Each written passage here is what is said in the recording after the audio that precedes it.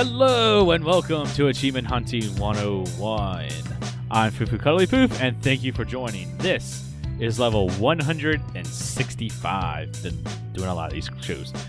Joining me tonight is Big L. Why, hello, Kenneth. KooshMoose. Hello. And not Rocker Dude 5012. We got rid of that stupid Southerner. We don't need him. Whoa. And instead, we have a wonderful patron. Our lucky guest for tonight is Ahayzo. How's it going?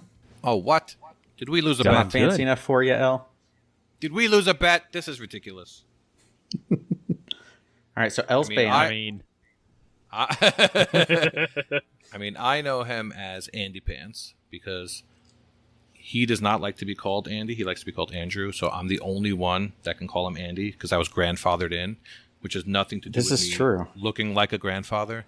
But I'm just going to be calling him random names throughout the episode. He'll figure it out. I look forward to hearing this. Expect anything less. Hey, Steve. I mean, that's a random name. A little bit. So we've had Naf on a few weeks ago. Now we have you on. So sometime in the future, we're going to have both you guys on. Yeah, I think we talked about that on the Discord, and that was not going to end well. That was going to be a hell of an episode. Patron special. Hell yeah.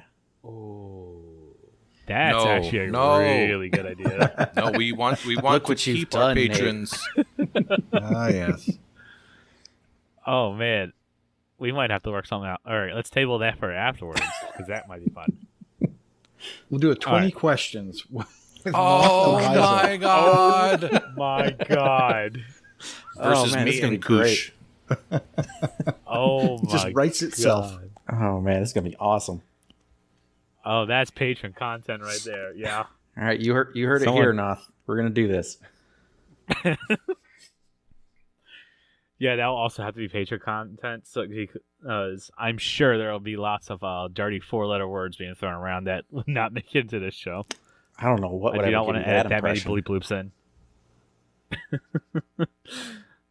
You know what the dirtiest 4-letter word is? Noth? Dirt. Dirt? Oh, yes. Yes. You got it, Nate. Muds.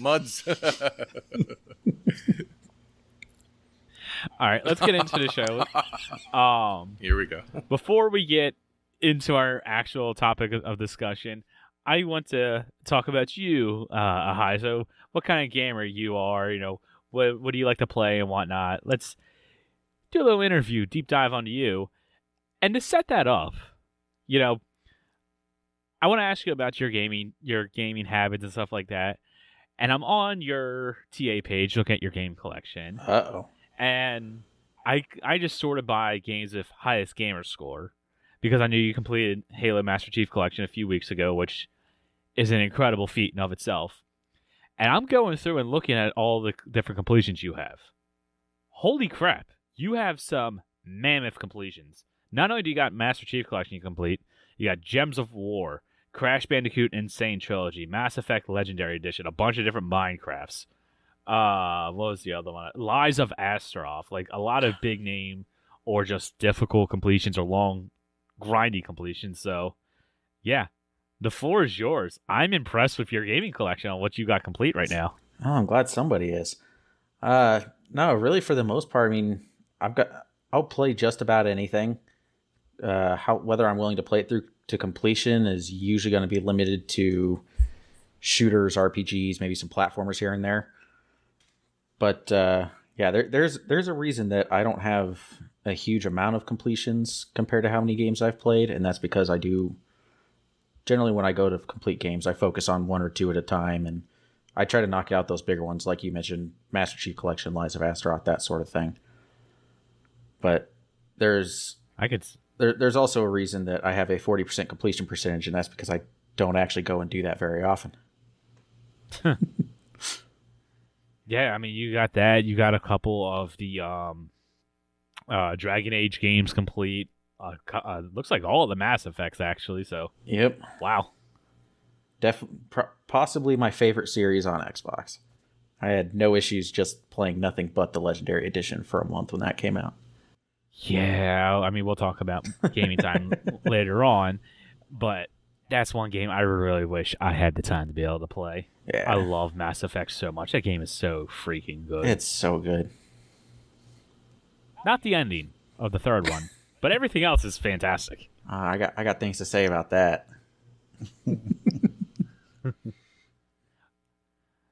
All right. Yeah, your gaming is impressive. And then also, I see you've worked as a volunteer on TA. So what exactly is it that you do over there? What kind of slavist Rich have you been? Mostly just for a while now, I've just been doing the moderator role. Mostly, we handle any generic messages that people send in asking for help on how to do something, or if you want your account removed, that kind of thing. And then we also are responsible for trying to keep the forums clear of getting a little too ridiculous, inappropriate, too nothy. Too nothy. Yes. Yeah, the important things. That's our primary role, is mostly trying to keep the forums and blogs and stuff kind of clear. Then once a week we go through and just draw 5 names from a hat and ban them all. It's always a good start to the Explains weekend. a lot. It does. I think L's name got drawn this past weekend. Looking forward to that. I mean, that's fine. Yeah, I don't really use the forums on TA, but trying to keep them clean, that sounds like it's one hell of a job. Yeah. There's days where we won't have anything to delete, and then there will be days where we've got multiple of us all trying to keep clear one single thread. So it's always interesting. Sounds like it. So if you have some special powers over at TA, if for some reason, hypothetically, of course, if I were to cheat some achievements or something like that, you could get it. You could get me under the radar. Nothing would happen. Unfortunately for you, that is actually completely outside of my scope. Moderators do not take any action on cheating, scanning privileges, that sort of thing. I got nothing. I'm not. I'm just speaking hypothetically. I'm You not don't have a guy? I'm not high enough up for that yet. I mean, hypothetically, if we see Kenny scoring any gamer score, we get suspicious. So That's kind of a fair point. It's just too big a task to keep an eye on. Yeah, Kenny, is your account been hacked? I see you've been playing games. Hey, I play games. I just play 3 of them. He plays more than Terra. He earns that's a more good games score than segue. him. That's a good segue. Oh boy. Yes. We have a question. That's a good segue. We do have a question, and it's all about that. Our topic of discussion, or the question for the week, is: would you rather have lots of free time to play games, but can only buy 1 or 2 games a year, or the ability to buy loads of games but never have much time to devote to them? And this is from RetroChief. Now, right off the bat, if you have been listening to this show for any length of time, you know that I don't have a lot of time. I have too many freaking responsibilities outside of this podcast, so I don't have a whole lot of time to play games, so I tend to only play 2 or 3 games and just invest a lot of time into them. So I'm already in one of these sections, and quite honestly, I would rather have a ton of free time and only be able to devote all my time to 1 or 2 games. I would love for nothing more than to just be able to play another version of Skyrim, or complete the Mass Effect Legendary Edition, or just be able to dive into all these big time RPGs that I just can't feasibly put time into because it takes 80 plus hours. That's a couple months of my gaming time right now. I'm trying to devote a couple months to one game is just silly for me. So automatically, I would love that more free time. That's not even a question in my mind. How about you, L? First, I'm going to go read some patron responses. Okay. Jables says, Jablach. I have the best and worst of both worlds. I have lots of free time to play games. I buy loads of games, but never have much time to devote to the longer games because I'm always playing the shorter ones for contests. And Ruatech echoes that sentiment. It says, like Senor Jables. I guess he's Spanish all of a sudden. I have the best of both worlds in that I have a lot of free time, as well as being able to purchase a decent amount of games. I'd go for the lack of free time option, as that would also imply that I've also developed some semblance of a social life. All right, that's very interesting. A social life is overrated, let me tell you. I tend to, I guess, be somewhere in the middle, where I'd like to be able to play 1 or 2 games at a time, not necessarily 1 or 2 for the whole year, but maybe something like Mass Effect, where you said you played it for a month. That seems cool. But back in the day when we had our parents buy games for us, we would get 1 or 2 games a year. So back in the day on those Super Nintendo, I definitely would beat Zelda Link to the Past, and when it was over, I would start it over again. And that's not uncommon. So now we have all these games, no time to play them. So what winds up happening is you start playing these little games, say, all right, this one's only an hour. I'm going to get a different experience playing this game. So I'd love to say that I'd love to play some of these longer games, but I never wind up playing them. I wind up sticking with these smaller experiences, and sometimes they're good, and sometimes they're not good, but they're definitely different. But yes, I would love to play more longer AAA games in general. But yes, not only does it involve time, it involves willpower and patience to finish them. Because I've dropped games not because I was bored of them, just because it happens. Just play something else, not because it sucked or anything. Just all right. I'm in the middle of so many campaigns. I think I'm in the middle of every single Rockstar campaign there is. I never finished any of them. So yeah. Yeah, I mean that was me with Dishonored. I actually just picked it back up the other day. Actually, I think it was Friday night. I picked it back up. It's like I just like I said a couple weeks ago or whenever it was I was talking about when I first started playing it. It just doesn't grab me. So it's like I just kind of put it down. I went on to something else because I don't have the time to be able to sit here and play games that I don't like or that I'm not enjoying. So I'd rather just devote the time that I have to be able to play something that I know I'm going to have fun at, something I know I'm going to be able to relax and enjoy my time. But at the same time, I want to be able to finish these AAA games that everybody says that they like and it's really good because I want to have those experiences and be able to join in the conversation and whatnot for whenever for whatever the game is. But I don't know. Like I said, I wish I had more time. What about you, Ahayzo? I think if I had to pick between the two, I'd probably go for the 1 to 2 games a year. I'm probably closer to L in that I'd like to focus on 1 or 2 at a time, but putting it within a window is probably a bit much for me.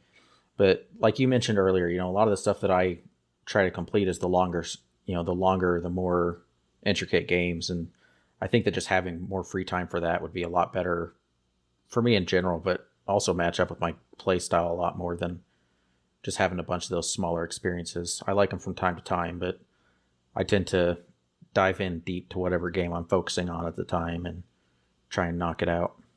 So I'd probably have to go with the 1 to 2 a year on that one. All right. Would you like to read some? Nate? Oh, nope. Edit this out. No.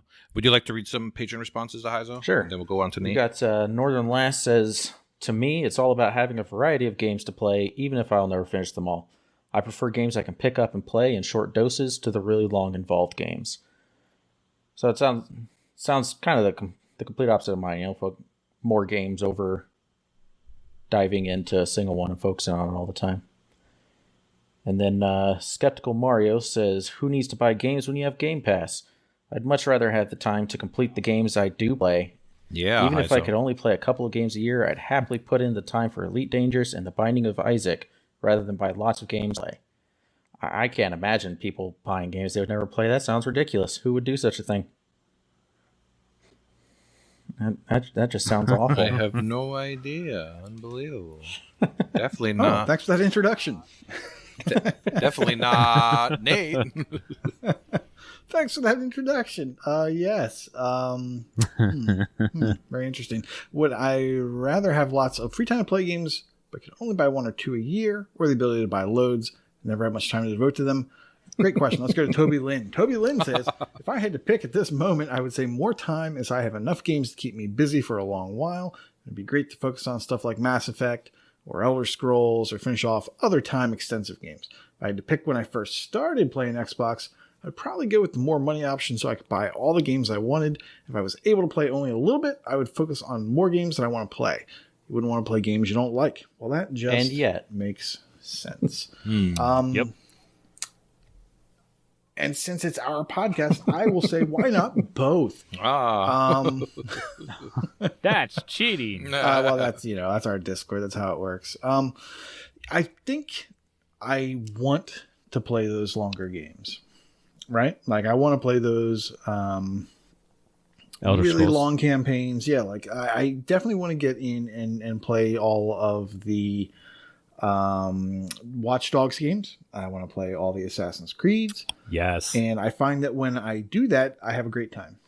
But I am easily distracted, and I like to play all the shiny things. So I kind of start off saying, okay, I'm definitely want to play these huge games. Like I've got Ratchet and Clank I have not finished because I keep getting pulled away. Really? Yeah. Like I really want to finish that game, but there's just so much going on with Game Pass.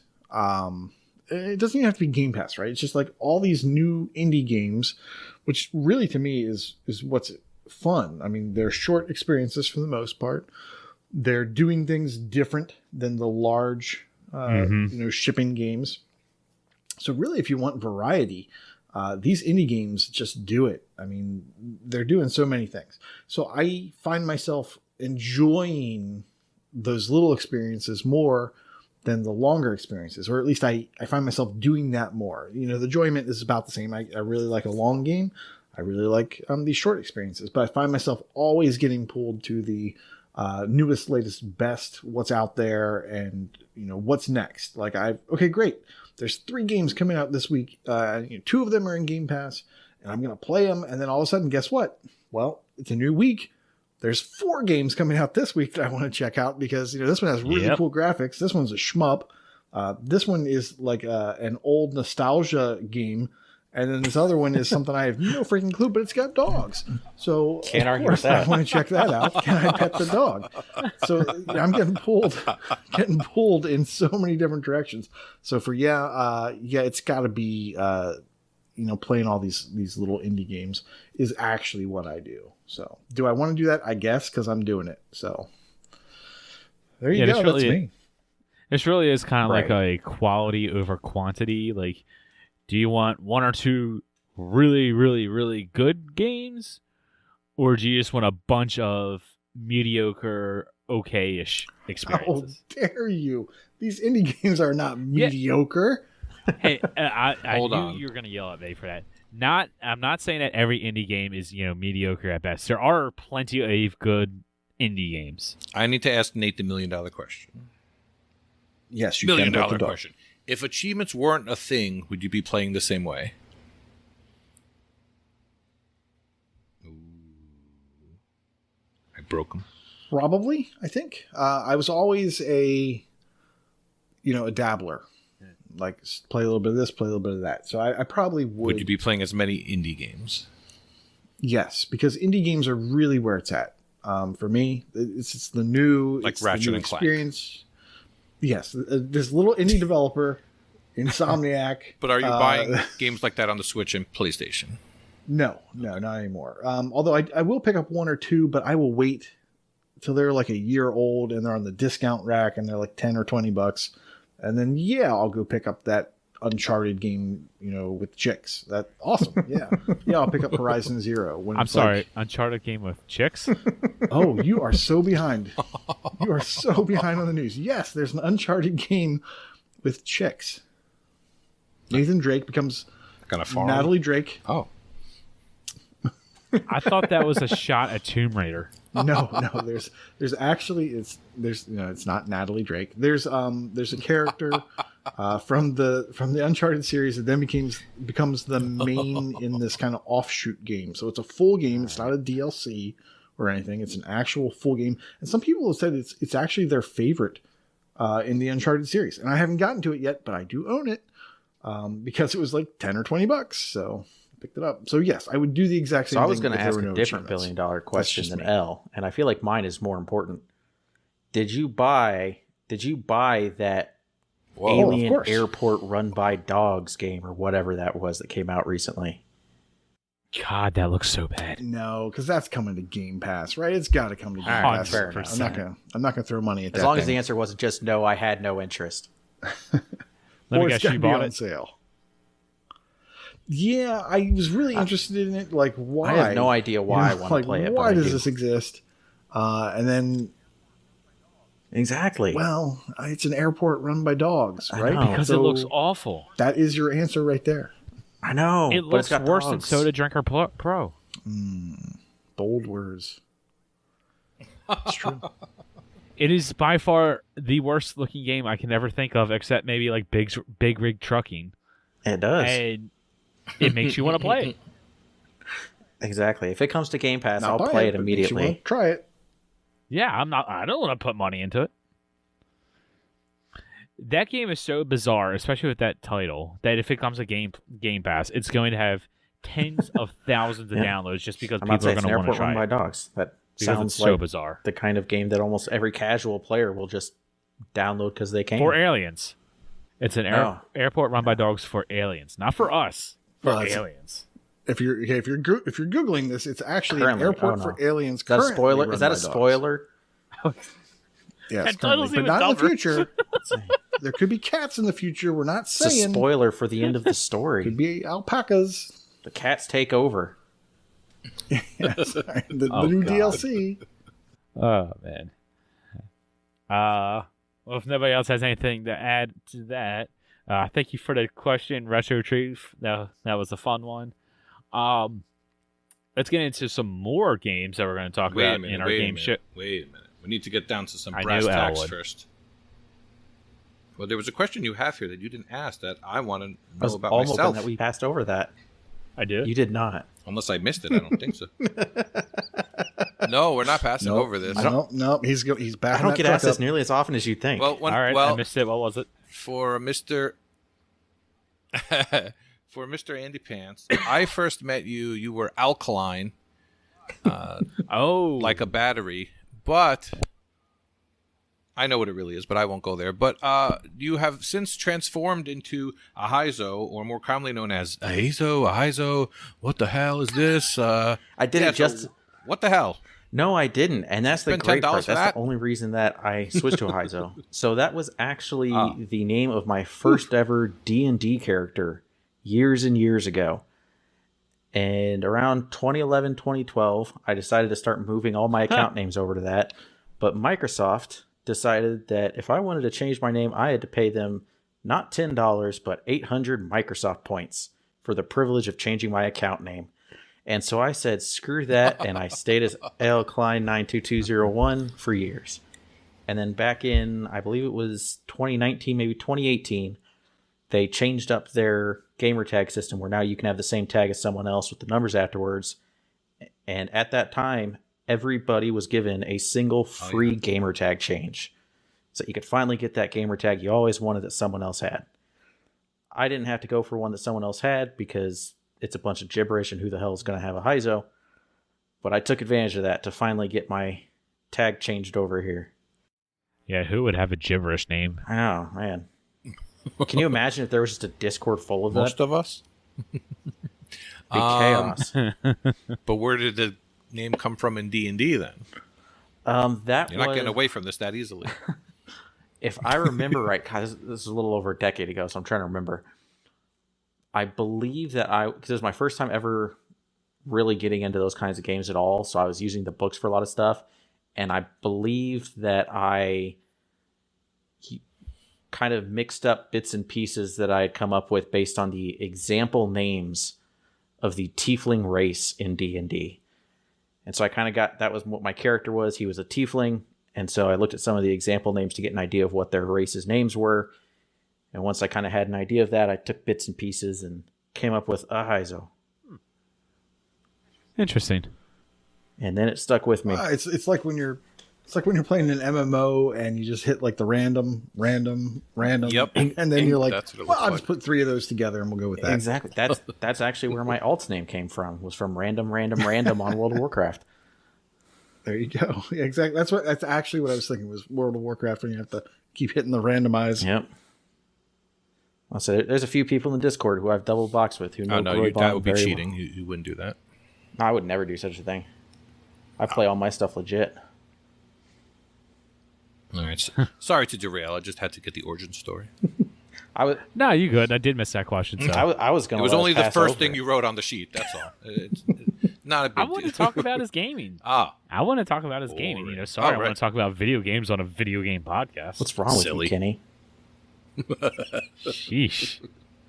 silly goose. Now that that's out of the way, let's actually get into the game showcase and talk about some more video games. Let's go in order. So, Koosh, what is this game that you have on this sheet? Well, let me tell you. I like to play a whole bunch of games that have unique experiences. So I picked up a game called Conga Master. And then I dabbled and I got a few achievements and then I set it aside and quickly got distracted by several shiny things. Come to last week.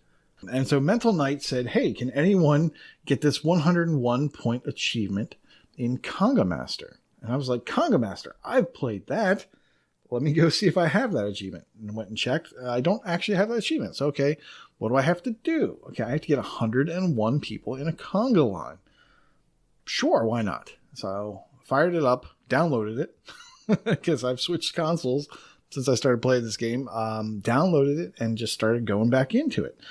So what is Conga Master? Well, it is exactly what it says it is. It is Conga, and you are trying to be a master at it. And so you start off the first level. Your guy shows up on the screen, and he's already dancing. And you basically just are constantly moving forward. And you use the shoulder bumpers to change your direction. You hold the left bumper, you start rotating counterclockwise. If you hold the right bumper, you start rotating clockwise. And so you're just moving around the dance floor, trying not to bump into people. But you were trying to influence them and get them into joining your conga line. So when you pass by them, there will be a little interest meter. And basically that'll start filling up as long as you're near them. As soon as you start to move away from them, it slowly starts to decrease. But if you stay within a certain radius, they will become more and more interested until finally that meter fills up, and then they join the conga line. And you move on to the next person. Now, each one of these characters has a different icon on them. So it could be, I don't know why they do this, but one of them's a hat, a top hat. One of them's like a heart. And then there's some other symbols or whatever. But to progress through the level, you have to collect enough people of each one of those types into your conga line in order to exit the level. Some of the levels also have VIP areas, which are blocked off until you have a conga line of 15 or more people. So on those levels, those VIP areas have something interesting. They either have like a high concentration of a hard to find type, or they have these special characters, which are cats. And you want to get the cats' interest as well, because when they join your line, number one, they meow and everybody goes, "Aw." But there's an achievement tied to completing the game, having picked up the cat in every level on your way. I want to say that there are 5 levels. So to get this one particular achievement, you have to get every single cat. If you fail a level, you just start that level over again. Not a big deal. But you have to get that cat again. It has to be in your line as you exit whatever level you're in. There's another achievement for picking up a certain number of pigs. I don't know exactly how many that is, but every now and then you'll see a pig on the dance floor, and you can pick up the pigs. The problem with picking up pigs, one of the things I forgot to mention is, what makes it difficult is you have a momentum meter. And that momentum is, I guess, how interested people are in the line, which is influenced by how many people you're picking up. So as you pick up more people, the people in the line stay really into it. So your momentum meter goes back up. If it's a long time before you pick up anybody, that momentum bar just keeps decreasing. And so you have to either find people or find very limited non-regenerating power-ups per level. One of the power-ups gives you like a quarter bar of momentum just for free, which is cool. There are other ones which increase your attractiveness, how quickly you attract people to the line. There's another one that increases the radius of your attraction to pick up more people just by being kind of near them. So basically, it's like Snake. If you think about it that way, you're kind of guiding this snake around the level, and you're just trying not to bump into people. Because if you bump into someone that you've been courting and getting their interest drops to 0. You move them out of the way, and sometimes you can bounce off of them into other people. It gets really bad. And then you have to kind of start them over again.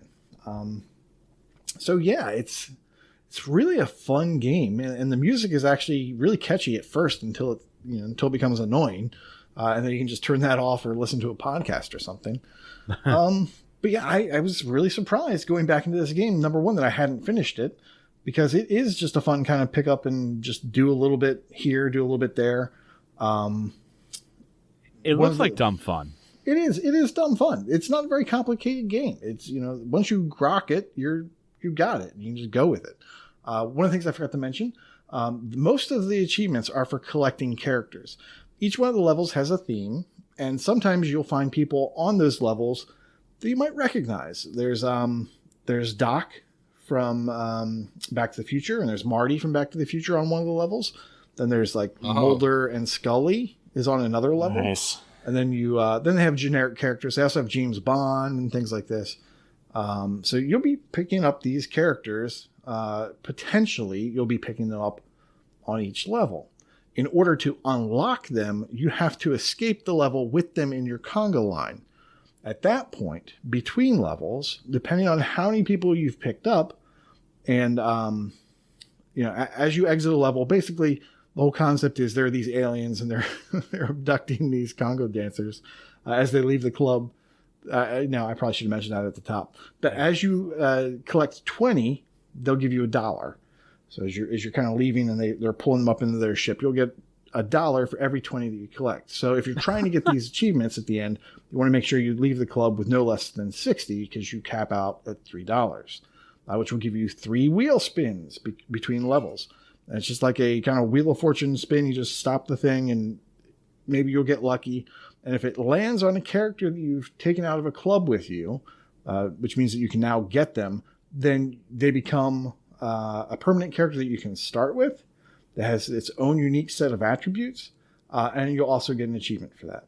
And then you'll get one master achievement for getting all the characters. So by the end of the game, it really just becomes an RNG, wheel spin. You just go in there, you play the first level, you get your 60, you do your 3 spins, you curse when you don't get it, you start the game over again, you play the first level, and you get the first 60, and you just keep trying and trying and trying. I must have played 15 levels after I had beaten the game proper to get like the last character to unlock for me, just because it just wasn't coming up in wheel spins. But yeah. But it's a fun game. It does get a little grindy at the end if you don't have good RNG, but you will eventually get it, and you can listen to something else while you're playing. All right. So I have a question. Okay, let's go. I'm watching one of these videos, and it comes up with a select game modes little screen. Have you played any of the other game modes? No. Okay. Because there are a couple of extra game modes, and I love them, but I hate it also. Like, apparently there is a Mortal Kombat game mode. There's a Command and Conga game mode. Now you have my attention. A Grand Theft Conga. That's a stretch. And apparently there's other... there seems to be a few others, but the video doesn't show what they all are. I really want to know what the Command and Conga is. Well, I don't know. I didn't check any of this out because there's no achievements tied to those. Ooh. So you just play the base game and you pretty much get it. Okay. I was just Just wondering what that is. I think I did see a menu item like, for that. You see the multiplayer or it was different game modes, but, I was just trying to go through story mode to get all these characters. So it's funny you say that because it was actually weird to me to see Conga spelled with the C because the game I'm familiar with is Donkey Konga. Yep. You guys familiar with that? Yes. So I'm like, that game is so good. So yeah, that was a GameCube game, and it came with these little drums and the bongos, right? Yeah. And looking back, it looks like that came out in 2004. Wow. So there were 3 of them.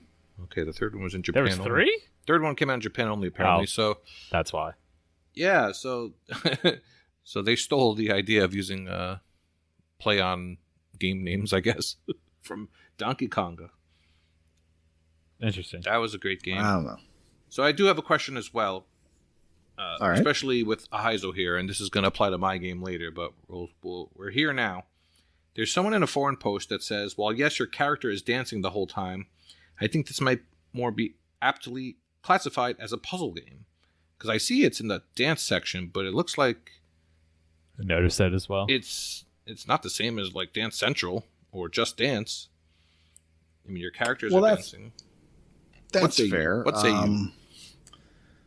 Because the genre just says dance. I mean, it's kind of like Tetris in a way. You've got a limited time. You have to move things. So, I mean, technically, I guess you could put it in puzzle. It's not really a dance game because really all you're doing is just changing the direction of the conga line. You're not really dancing.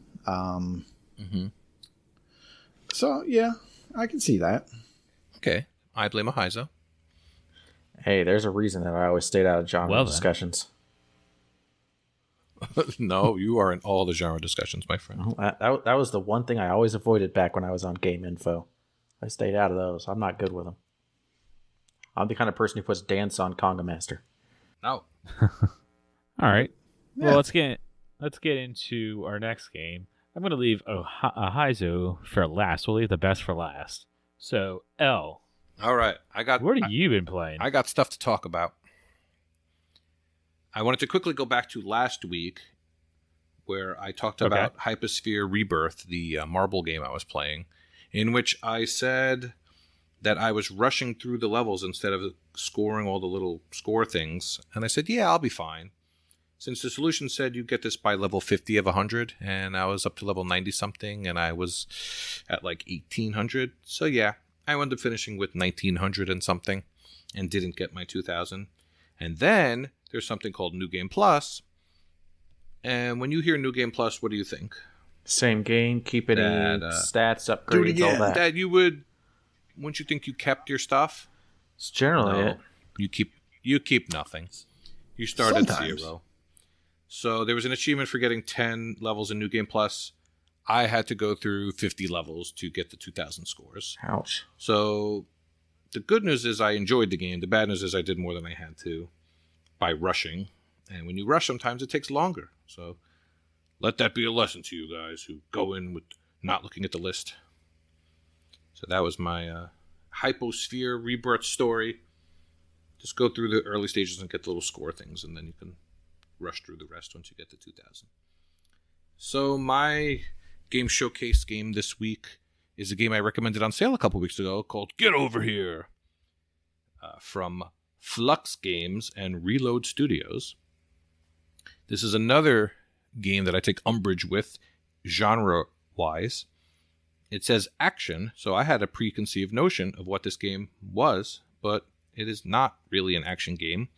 It is a 4-player party game. That's what I would call it.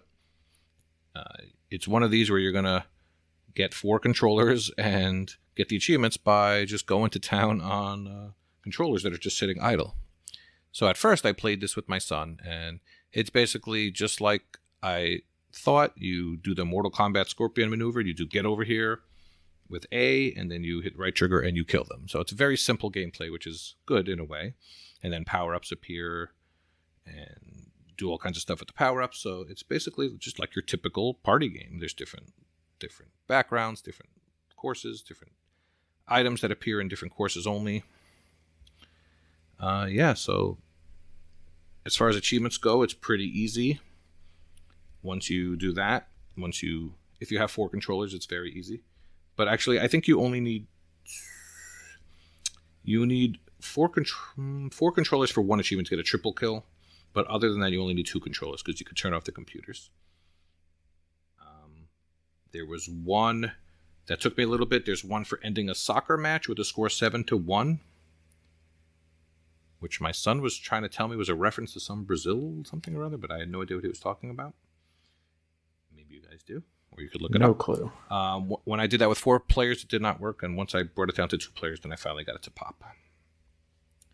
The other thing that I have to take issue with this game is there is a glitch in which you start up the game sometimes and you hit start and it doesn't start. And it's actually a known glitch because on the TA forums, people are having the exact same problem. So what seems to be the problem is actually playing with headphones in. So once I turned off the headphones and booted up the game again, then it worked. And someone on the forum said they had to unplug their headphones as well to get it to work. So that's pretty inexcusable. Yeah, is a new one. You just can't go past the main menu and hit start. So it reminds me of the Blizzard Arcade collection. You can't get past that press start unless you're using a wired controller. Oh, they must have fixed That's that horrible. now, right? Nope. I tried to bean dive it back in July. Still couldn't because I didn't feel like getting up to plug my controller in. That's a thing still? Wow, that's terrible. It's very disappointing. Apparently, so the people in the forum said they had to unplug their headset from USB, but I've been using the wireless headphones and had the same problem. So there's definitely something going on there. But other than that, I honestly wouldn't recommend this as a party game. It really wasn't that fun. As a quick achievement game for $5, I guess it's fine. But I think it was on sale for $250. That would have been the primo price to get this at. And that was Get Over Here. Well, that sucks. That's so fun. Yeah. You know, I'm usually all about these 4-player party games. Yeah. Yeah. I would sooner play Overcooked or something like that, Moving Out. Those are more fun. So how did they not get sued? I know, right? It's Get Over Here. It's the same exact spear. As I said, there's an achievement called Sub-Zero, which is the wrong The character. guy's got he's a skull. He's in yellow a and hood. black. Yep. Yeah. So they need to go after this game. They need to go after Conga Master for Mortal Konga. They just need to go after all the games. I'm sure there's more games. I'm sure they have plenty of money that they don't need to go after this little dev. You gotta send a message. Yes. Exactly. Damn it. Get over here, devs. You need Flux games. Do I have anything else to say about this game? Nope. All right. I definitely Well, don't. in that case, But easy completion, less than an hour. If you're into that kind of thing, which many of you are. But you probably want 4 controllers for the triple kill, but you could probably get that against the computer, I'm sure, if you only have two or 3 controllers. all right. Get over here! Well, in that case, Ahayzo, let's go ahead and talk about your game. Yeah, so my game is Dragon Age Inquisition, which I've been playing just about only that for these last couple of weeks. Oh, wow. yeah, Which number of Dragon Age is that? That is the 3rd one, the last one that we've got. And Gotcha. It was one I had picked up at release, and I bean dived it a year later, and then I beat the prologue 6 months after that, and then I haven't touched it in 6 years. And Well, then. as it has happened to many of us, it showed up on my RTDL this month. So Nice. I figured I'd start playing it. It was about time. I finished the other Dragon Age games. Sweet. So went through, and by the time I got my achievement, I had completely forgotten that was why I had started playing until Icefire commented on it. And I was hooked enough. I stuck with it. But yeah, it's by far the best out of the trilogy. The DLC, Really? yeah. Overall, I would definitely say so. Two definitely improved the gameplay. Inquisition went from there. One thing that they did add, that as small as it is, somehow made things so much better is you can jump in Dragon Age Inquisition. It's a tiny little thing, but there's so many places that you can get to now. Huh. But yeah, Can't dragons just fly? I wish I could be a dragon. You can. I think this is. You're not a dragon? Oh. No, I think this play is the Spyro. first game where you were actually able to fight more than maybe a couple dragons, though. There's like 15 of them spread across the world that you got to go kill a bunch of. It definitely fits its name. But no, I enjoyed it a lot. It was actually it's from back when they were still doing cross-gen, or not cross-gen, but multi-gen releases. So there's also a 360 stack that I may go back to at some point. We'll see. That was my question: is were you going to stack it or not? My only hesitance with it is, as with most, if not all, the BioWare games, it does have an achievement for beating the game on the hardest difficulty. And I could probably do that in this one again. The one place where I really messed up is there's a certain choice you make near the end of the game. And depending on how you make that choice, you either have to fight a ridiculously overpowered dragon for your level, or you just don't. And Oh, wow. Fighting the dragon is an achievement. So I did that. Yeah, I didn't know it was going to make me fight the dragon. The guy just said, yeah, here's the choice you have to make and you'll get this achievement. And I thought, great, let's do it. And then I ended up spending like 10 or 11 hours of game time trying to go out and power level myself so I could barely bring this thing down before I finally was able to go on to the last mission and beat the game. But no, it's a lot of fun. If you have, I mean, anyone who's played BioWare games knows the general formula for their RPGs, but yeah, they're great. While I would not say that you necessarily have to play the first one, Dragon Age Origins, you still should because it's amazing for world building. But Dragon Age 2 is the only one that really leads into this one story-wise. This almost immediately follows up after it. But yeah, the achievement list is pretty standard for a BioWare game. Get all the party members, romance one of them, beat it on the hardest difficulty. It's probably one of the few games that I would say, even without achievements, all the DLC is worth it. I highly recommend getting all of that if you have any interest in playing this game. The stories are fantastic. The last one leads into clearly trying to build into another sequel, which we'll get sometime in the next 50 years, maybe. We'll have to see about that. I don't think we've heard too much about Dragon Age 4 since we heard about it for the first time, back in 2019? Not really. Was it 2019? I was thinking 2018. God, has it been that? Either way, it's been a few years. It's been too long. I know that. This game came out in 2014. I want my Dragon Age 4. See, Dragon Age is a game that I wish, going back to the last question, that I wish I had more time to be able to sink into. I love like the Mass Effect games, so the BioWare formula I like. I love the what do you call it? Like the fantasy aesthetics of that Dragon Age brings. And I even own Dragon Age Inquisition. I bought it a while ago when they had their gold edition or premium, whatever their premium edition was, where it came with like all the DLC, right. And it was like $15 or something like that. I'm like, oh, that's a steal. Let me get that. I'm gonna play me some Dragon Age. Never touched it. Well, I will say, if you have that edition, you've already got a foot in the door, because as I found out very quickly, some of that DLC was, I don't know if it was pre-order or just cheap microtransaction stuff, but you get some really strong gear that you can start using as of level 1. And I don't think I swapped out gear for my team until probably level 5 or 6 because of that gear.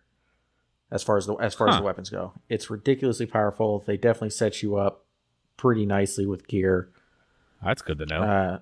I will say that if you're going to pick a BioWare game to play in bits and pieces, it's probably one of the better options.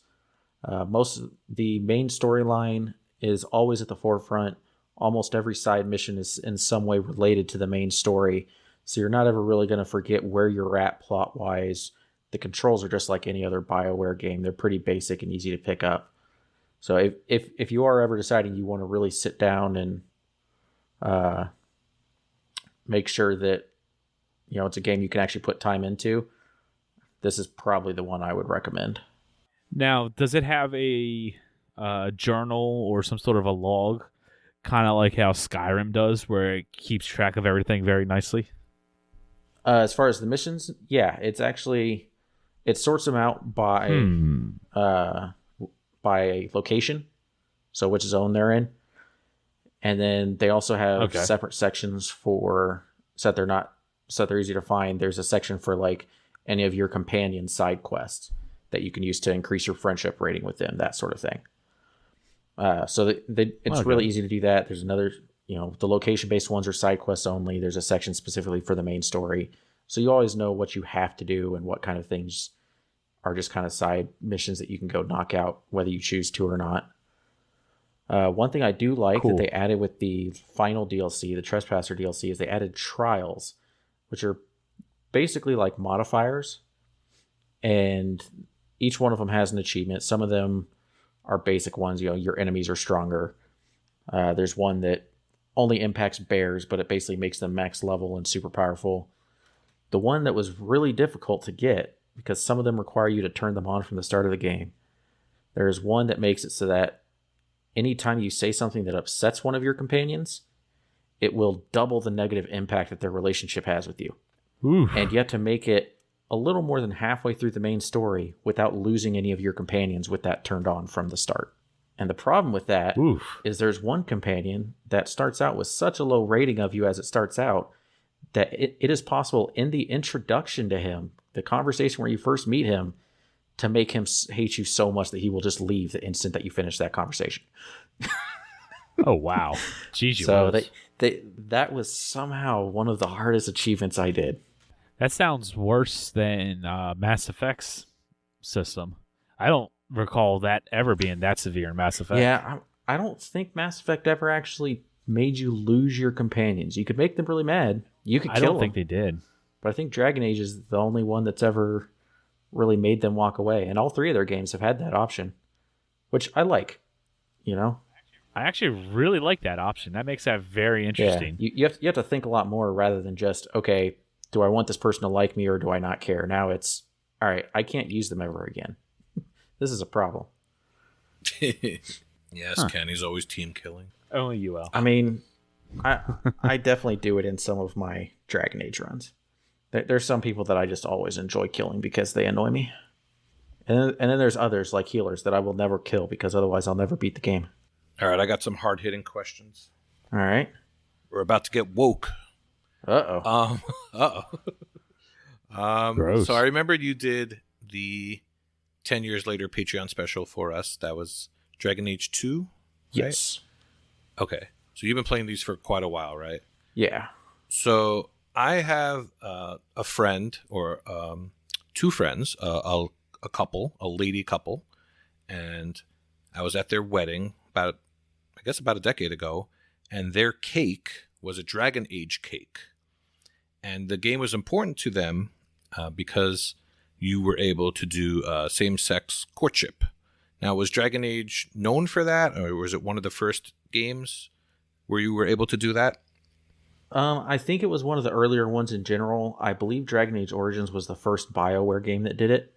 At Mass Effect 1, you can kind of get close to it with Liara, but her race is almost kind of asexual. So it doesn't really line up as well. People were kind of upset about that. That series didn't get same-sex relationships till I think 3, but Dragon Age has had it from the start. Really? Yeah. I believe so.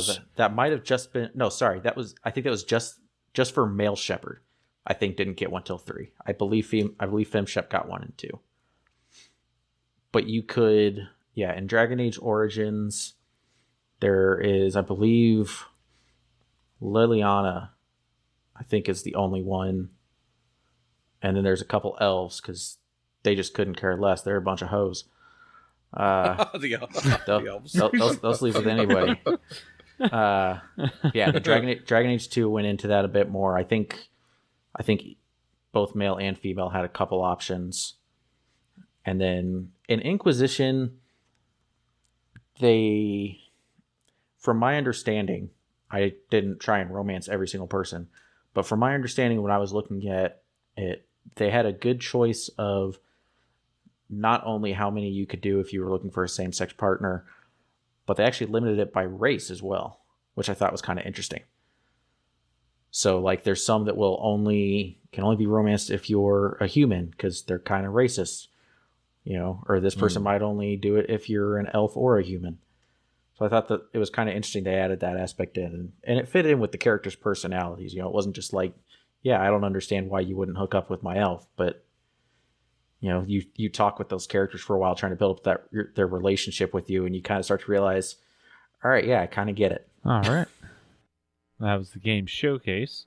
So let's get into some sales for the week. I'm going to go first because I have two different recommendations. I don't know. Honestly, I don't even know if I can classify these as recommendations. They're just two. I just kind of want to point out. The first is Spartan Fist. Now, we actually literally just mentioned this last week, as this is the same developer as Skatebird. And if you listen to that show, you remember me mentioning that it's a roguelike. And Corey mentioned about maybe next year being the year of the roguelike and playing these or whatever. Well, this one is on sale. Usually $15, and now it's $7.50. And well, it's an 8 to 10 hour game, and honestly, I don't know if it'll be any good. Like, as Corey said, and as Ahayzo told me during before he hit record, Skatebird is not very good, so you can't necessarily trust the developer. But I will say, just looking at some videos and whatnot, stunning recommendation. It just looks like dumb fun. I don't know how good it'll be. I'm still 50-50 on if I'm going to get it. It all just depends on if I can get Bing rewards to give me enough credit to purchase it. But like I said, it just looks like dumb fun. It might be something where 8 to 10 hours is just the perfect amount of gameplay, and you'll never want to play it after that. But for $7.50 just in rewards points, it's probably worth it. Yeah, like if it was $3 or $4, I might just say, sure, I'll spend my actual money on this because that's not too terrible. But for $7.50, I don't know. And then the second game that I'm going to talk about is something called Things on Wheels. I've never heard of this. Apparently, this was an Xbox Live Arcade, and it's not backwards compatible. The reason why I'm saying this is it kind of reminds me of Toy Box Turbo. Yeah, Toy Box Turbos, and it's $1. And this may be something, if you enjoy Toy Box Turbos, you may enjoy this. And I know from time to time, there's, for some reason, whether it be a contest or something like that, you need a game that's non-BC, so this might be one that's worth picking up. You're just RC cars driving around at a house, so it looks like some racing or whatever going on, so might be something you might want to pick up as it's just so cheap. I know I don't want to turn on my 360, so I don't even know if I'm going to pick this up. It's just more of a PSA kind of a thing. So I've got to warn you about Things on Wheels. Okay. So yeah, it's $1, but they have DLC with one achievement each, and the Vroom costs $4, Oof. and the Roar costs $4, and the Tow Away also costs $4. Or no, that was only $2. So yeah, the game's cheap, but if you want that full completion, and because you have the right settings, it's going to cost you more. Good call. Yeah, that might push it up. I'd pick it up for $1, but if I'm going to pick up a game like that, I want to be able to complete it, and not for $11. Yeah, do your homework, guys. Before you go out and buy it, just make sure, double check. It doesn't matter. And one other thing to throw out, since it is an Xbox Live Arcade game, it only has 250 gamer score. It's not the full 1000. So that's true. I know some people care about that, but just throwing it out there, something maybe you might want to pick up for like a contest if you don't care about the completion. So now I'm curious, how many points does it go up to off of those 3 DLCs? Does it still hit the it's 250 200 or base? And then it's 50 for all 3 DLCs combined. Yeesh. Yeah, so 300 total. See, I might pick this up for $1 because it's $1. and just if I ever care about the completion, maybe I'll just wait and pray that one day they have a, we're shutting this down and can never buy 360 stuff again. Everything is half off. Yeah. Sorry, I think I confused you. It's 200 base. So you spend $1 and you get a max of 200 gamer score. You buy all three DLCs, you can get a max of 250. Right. So all 3 DLCs combined is 50. Yeah. Base game is 200. So total of 250. Oh, good old yeah, days. You're right. I did read that wrong. Yeah. I miss those days. Something you said there, Ahayzo, I don't understand why all these 360 games aren't just, all the time, like 75% off. Yep. Like, are there actually people out there spending full or buying digital games on the 360 at full price? Probably a bunch of crazy people from our community. Mental might. Achievement hunters are not the best at making purchasing decisions. Do we not somehow, through extended friends of friends, have contact with anyone at Microsoft that can explain why there's no DLC sale? Like just a, hey, 360 DLC, we're doing it. We're doing it. Tell them, Yeah, especially DLC. Man, just Black Friday, knock everything 50% off. I will buy so much. I will buy Stranglehold What is DLC. the hesitation? Honestly, and they sell so many base games by selling the DLC at a reduced price. I mean, people, some people don't buy if they can't get that completion for cheap. So, yeah, I mean, that's also a really good point. If you were to just knock all DLC on the 360 down 50%, goodness, I would just think that has to drive a ton of sales on 360 stuff. I just can't see the majority of people. Obviously, the achievement hunting community is a little bit different, but I just can't see the majority of people saying, "Oh yeah, I'm going to go buy those 360 games that still cost $40." I could be wrong, but at the same time, it almost seems like you walk into a GameStop and buy the same game for $20. Yeah. Especially for the not backwards compatible stuff. Backwards compatible, I can see someone with an Xbox One just looking at it and being like, oh, this game seems like it's worth $25, but who's going to spend that much on something that you can't play once you get a console from the last decade? Yeah, especially the non-backwards compatible stuff, because who's using their 360 still? That has to be as their main machine. Oh, Put your it's hand their down. main I was about to machine, say, I've yes, actually okay. played it a lot. I've played it a lot since I Yeah, finished Dragon Age. But I mean, like, as their main machine, like, Yeah. who is still using their 360? Like, there just can't be that many sales still for non-backwards compatible stuff Yeah. outside of the achievement hunting community. Nah, I'm right there with you. I think that not having the sales at this point is just ridiculous. I'm sure there's probably some legitimate reason stopping them from being able to do it if they wanted to. But If anybody has an answer or knows a friend of a friend that can get us in contact with someone at Microsoft that can explain it, please add us in the Discord. I am genuinely curious on why that's like that. But carrying on with sales, Elle, what do you got for us? Alrighty, I have a game I've never heard of until now, Whipsy and the Lost Atlas. Whipsy with 2 E's, WHIP. I honestly thought you did a typo there. Yeah, it is not a typo. It is a platformer that is 2 to 3 hours, $1.19. Well, it says 2 to 3 hours, but it's also almost 2000 TA. Oh, I think Mike Pitch was talking about this game. Okay. Now I remember. Yes, so it's 2 to 3 hours, but it's 2000 TA, so maybe it's just 2 to 3 hours for the people that got it done, and it's harder for some other people, kind of like Spiral Splatter. So, Hey, $1.19, not so bad. I think it also at one point in time had an unachievable. I think you couldn't get it because I remember looking at this before and thinking, oh, it's got something that can't be unlocked. I think they either figured it out or they fixed it. Yeah, it must be. I don't see anything. I don't see anything in the forums about it. Got 6 friends who completed it, so it might be a little bit harder than anticipated. And then we have Clumsy Rush, which is a party game. That one looks very completable, 0 to 1 hours. That is $2.49 down from $9.99. And something a little more meatier, we have Ultimate Chicken Horse, which is $7.49 down from $14.99. It is appropriately labeled as a party game. It is 4 players, either local or online, which is just wonderful. All games should aspire to be like Ultimate Chicken Horse, Vulgar Latin's favorite game of all time. And the other interesting thing about this game, it came out in 2017, and they are still updating it. I got an update for this game on my Xbox yesterday, actually.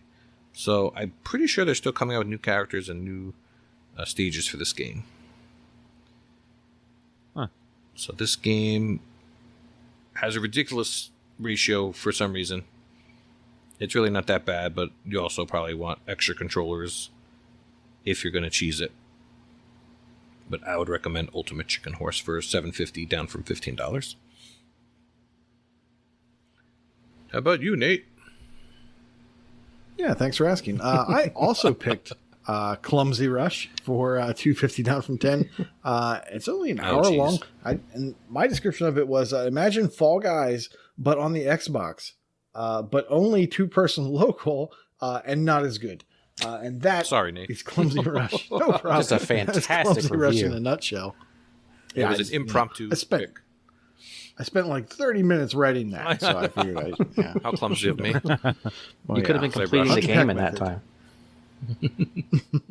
It looks kind of crazy, but now another game that hasn't been mentioned, Portal of Evil Stolen Runes, is $6.28. Cool. The standard $6.28, down from $9. It's 4 to 5 hours. The not standard thing about it is that this is an 8-floor game that isn't basically a cut and paste repeat of, their other games. This is actually an adventure and Kenny's favorite point and click. Instead of that typical 8-floor. And if I didn't know any better, just looking at the screenshots, this looks like an Artifex Mundi game. So I'm very interested, and I might actually pick this one up just to, throw a 8th floor bone for doing something different. I don't know. And then finally, a game I have not played, but I think looks very interesting, is Stay. It's $4, down from $12. It's 10 to 12 hours. It's labeled as puzzle adventure. It looks like a game that's just screaming for a walkthrough. Excuse me. It has 31 achievements. And the most complicated achievement, or the most rare achievement, I should say, is a 6.1 ratio achievement called End of the Road. That's for revealing all of the possible endings. And it appears that there are 6. And our very own Mental Knight. Everyone remembers Mental Knight. They would never forget his name. Just completed it back in October of 2018. And he had a little comment saying that this solution was very helpful. So maybe talk to him, because it looks like he's done it all. It's got a cool art style. I don't know. This looks like a fun one. I want to check this one out. I'm definitely getting Stay. Yeah, for $4, I'll probably actually pick that one up. Yeah, check it out. See what you think. I'm going to have to refer you guys to the topic of the week. Look, that was more than 5 minutes ago. I remember. I said what I would choose, what I want to do.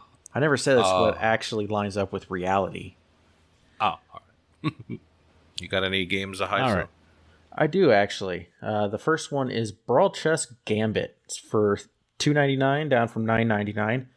It's a pretty basic chess game, but it does well at what it's supposed to do. It plays chess. You can play with people online. It works well. It plays pretty smooth. It's a little cartoony kind of game. The only thing that did disappoint me was I expected it to be more than just chess.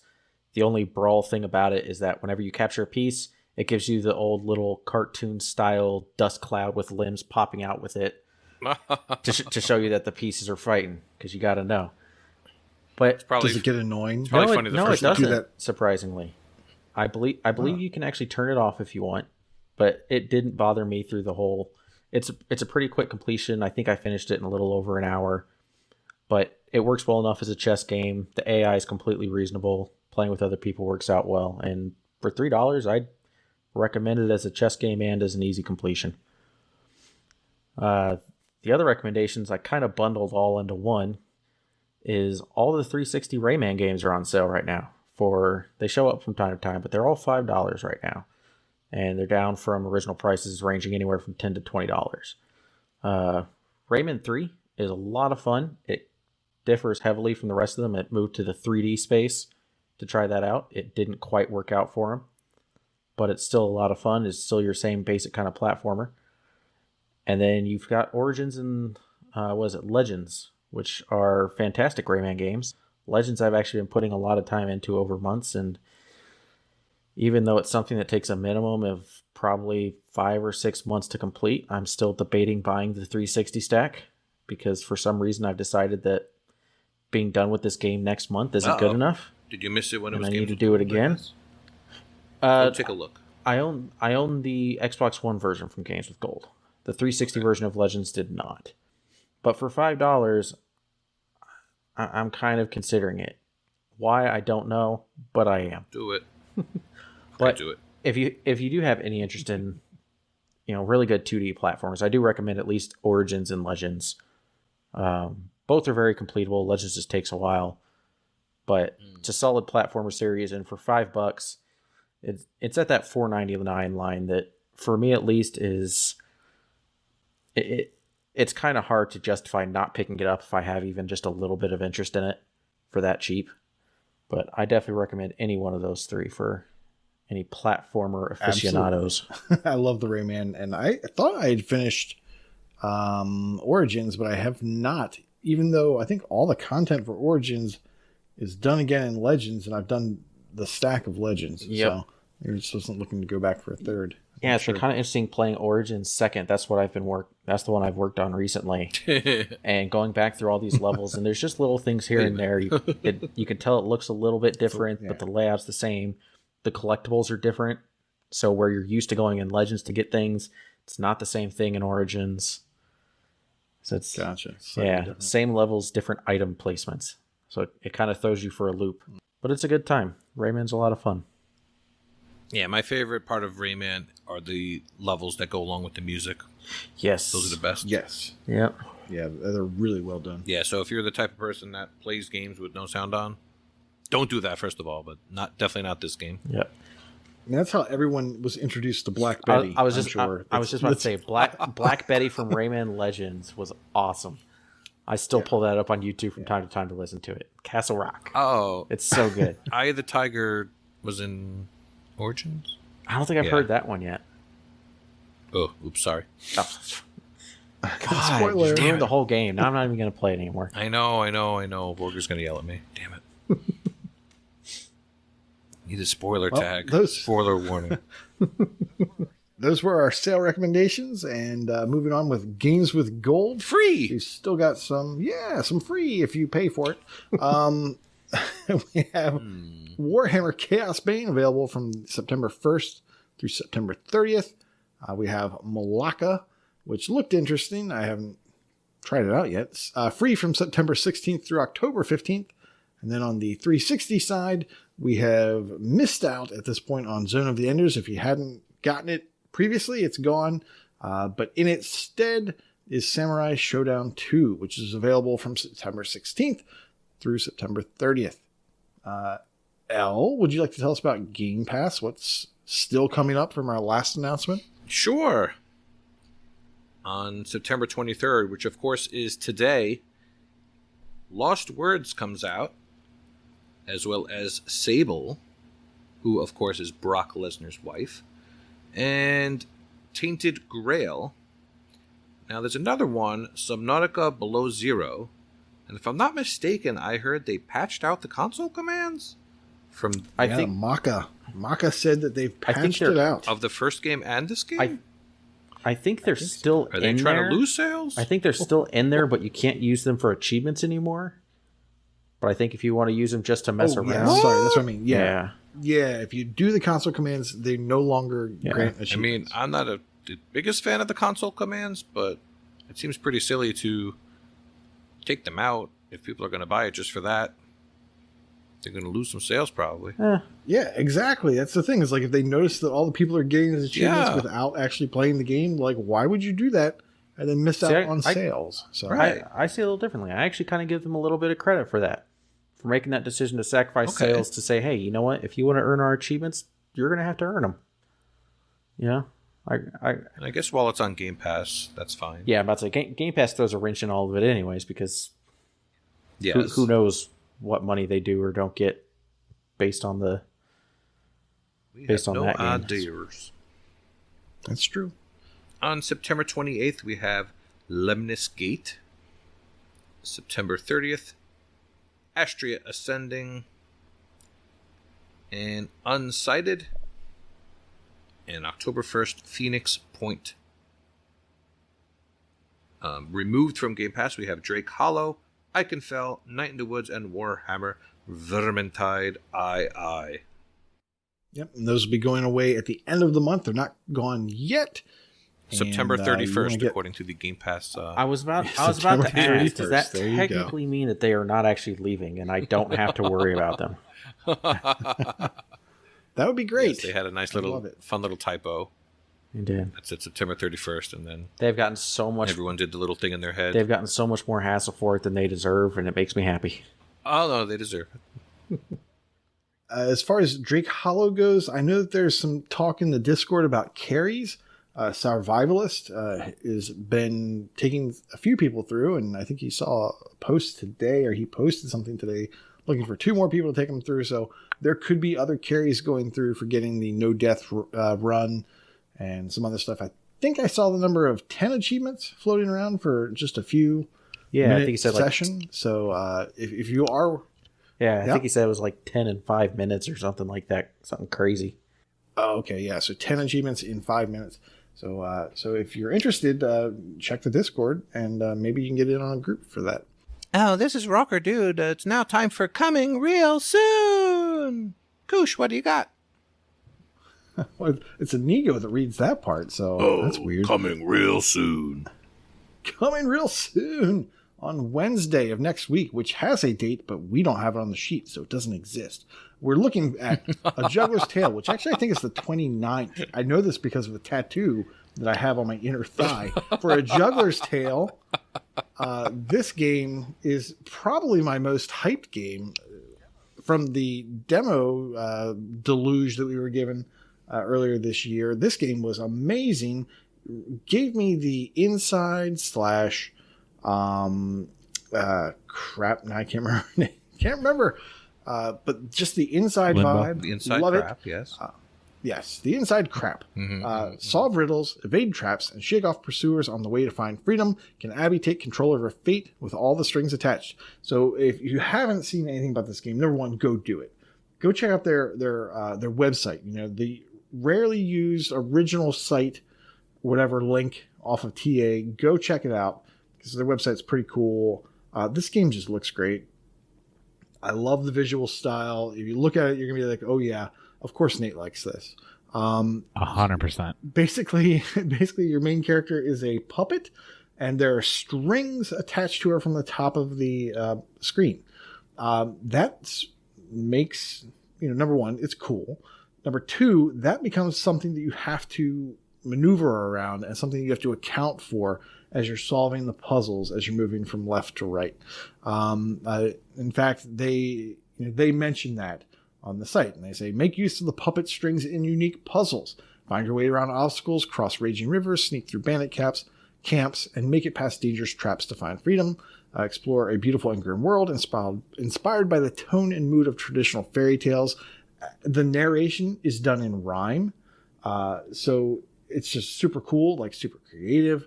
They've got a great sense of humor from the demo. If that can be trusted to kind of like extrapolate out, this is going to be a really well-written, funny game.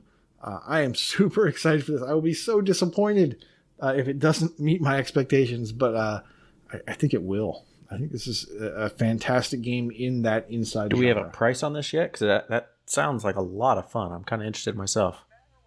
It doesn't matter what the price is. It matters. The Rock. It sounds like a $15 game to me, maybe 20. Oh, I think it's more than that. I think it's somewhere on the 20 to 30. I might have to range. wait for a sale. Let me see. I think Steam has a pre-order. Let's go right now. Juggler's You Tale. pre-ordered it on 5 different consoles? Yes, because you never know if any of them are going to burn out. Vita.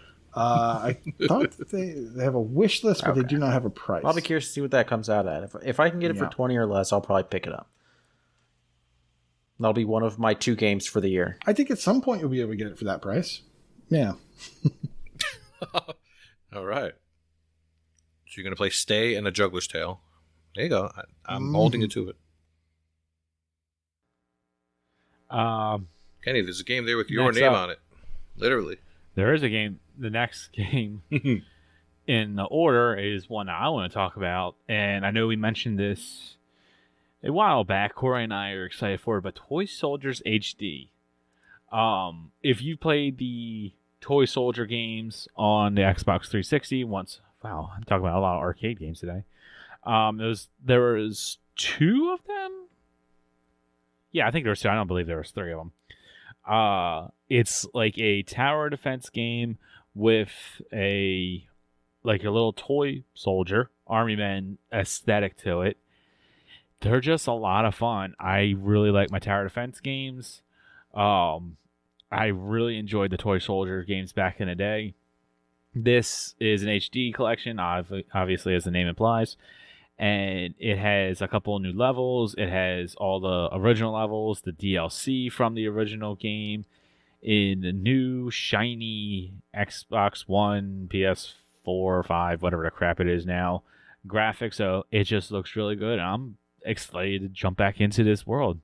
Like I said, I liked the games back then, so Now, I wanna is play this 'em just again. the original one with its content and the new content, or does it also include, what's it called, Toy Soldiers Cold War or something like that? Whatever the sequel was. Is that included in Cold this? War. I have not seen that information. Okay. I would Probably just the original, think then. it's just the first one, but I have not been able to find that. I was looking for that myself. Okay. I might just be I'll blind. probably end up grabbing it at some point next year whenever it inevitably goes on sale anyways, but Yeah, we don't have a price for this one yet either. So, yeah. and that will be coming out on next Thursday, the 30th. And then next Friday Oh, man. is a game that Elle wants to talk about. Oh, man. Oh, man. Kemco is at it again with a brand new title Who? called Asdivine Saga. You know Kemco, the one that makes all those JRPGs that they port over from the I was phones. just kidding. Um, I was just wondering if you would yell, I know who they are. and we could play a mini trivia game of which number Asdivine game will this be for the Xbox. I believe it makes 5? No, 6? Okay, thank you for being the only one to guess. The answer, this will be number 7. This is... Oh, I didn't know you wanted us to man. guess. There's Asdivine Hearts, Asdivine Hearts 2, Asdivine Dios, Asdivine Menace, Asdivine Chimera, Asdivine Cross, and Asdivine Saga. I need to get my butt in gear. I'm only on Asdivine Hearts number 1, which is, I believe... You mean you need to get your Asdivine gear? Wow, nice. Nice one. My Asdivine in gear. I was trying really hard not to swear there, and then you did it. Always the Christians. You gotta, I don't know what you you're gotta talking watch about. out for those Christians. I was talking about a game. What are you talking Oh, about? that's true. It's true. I didn't hear a swear. Pain in my ass, Divine. All right. Well, we know what the title for the show is going to be. No. So honest question on that, Alice, are you actually looking forward to it, or is it more one of those, I've played the rest of the series, I might as well? Use these games. I play these on my laptop, so I love the idea that they are play anywhere. And I did not know they are. I play them. I'll grind them while I'm doing other stuff, while I'm watching something on TV.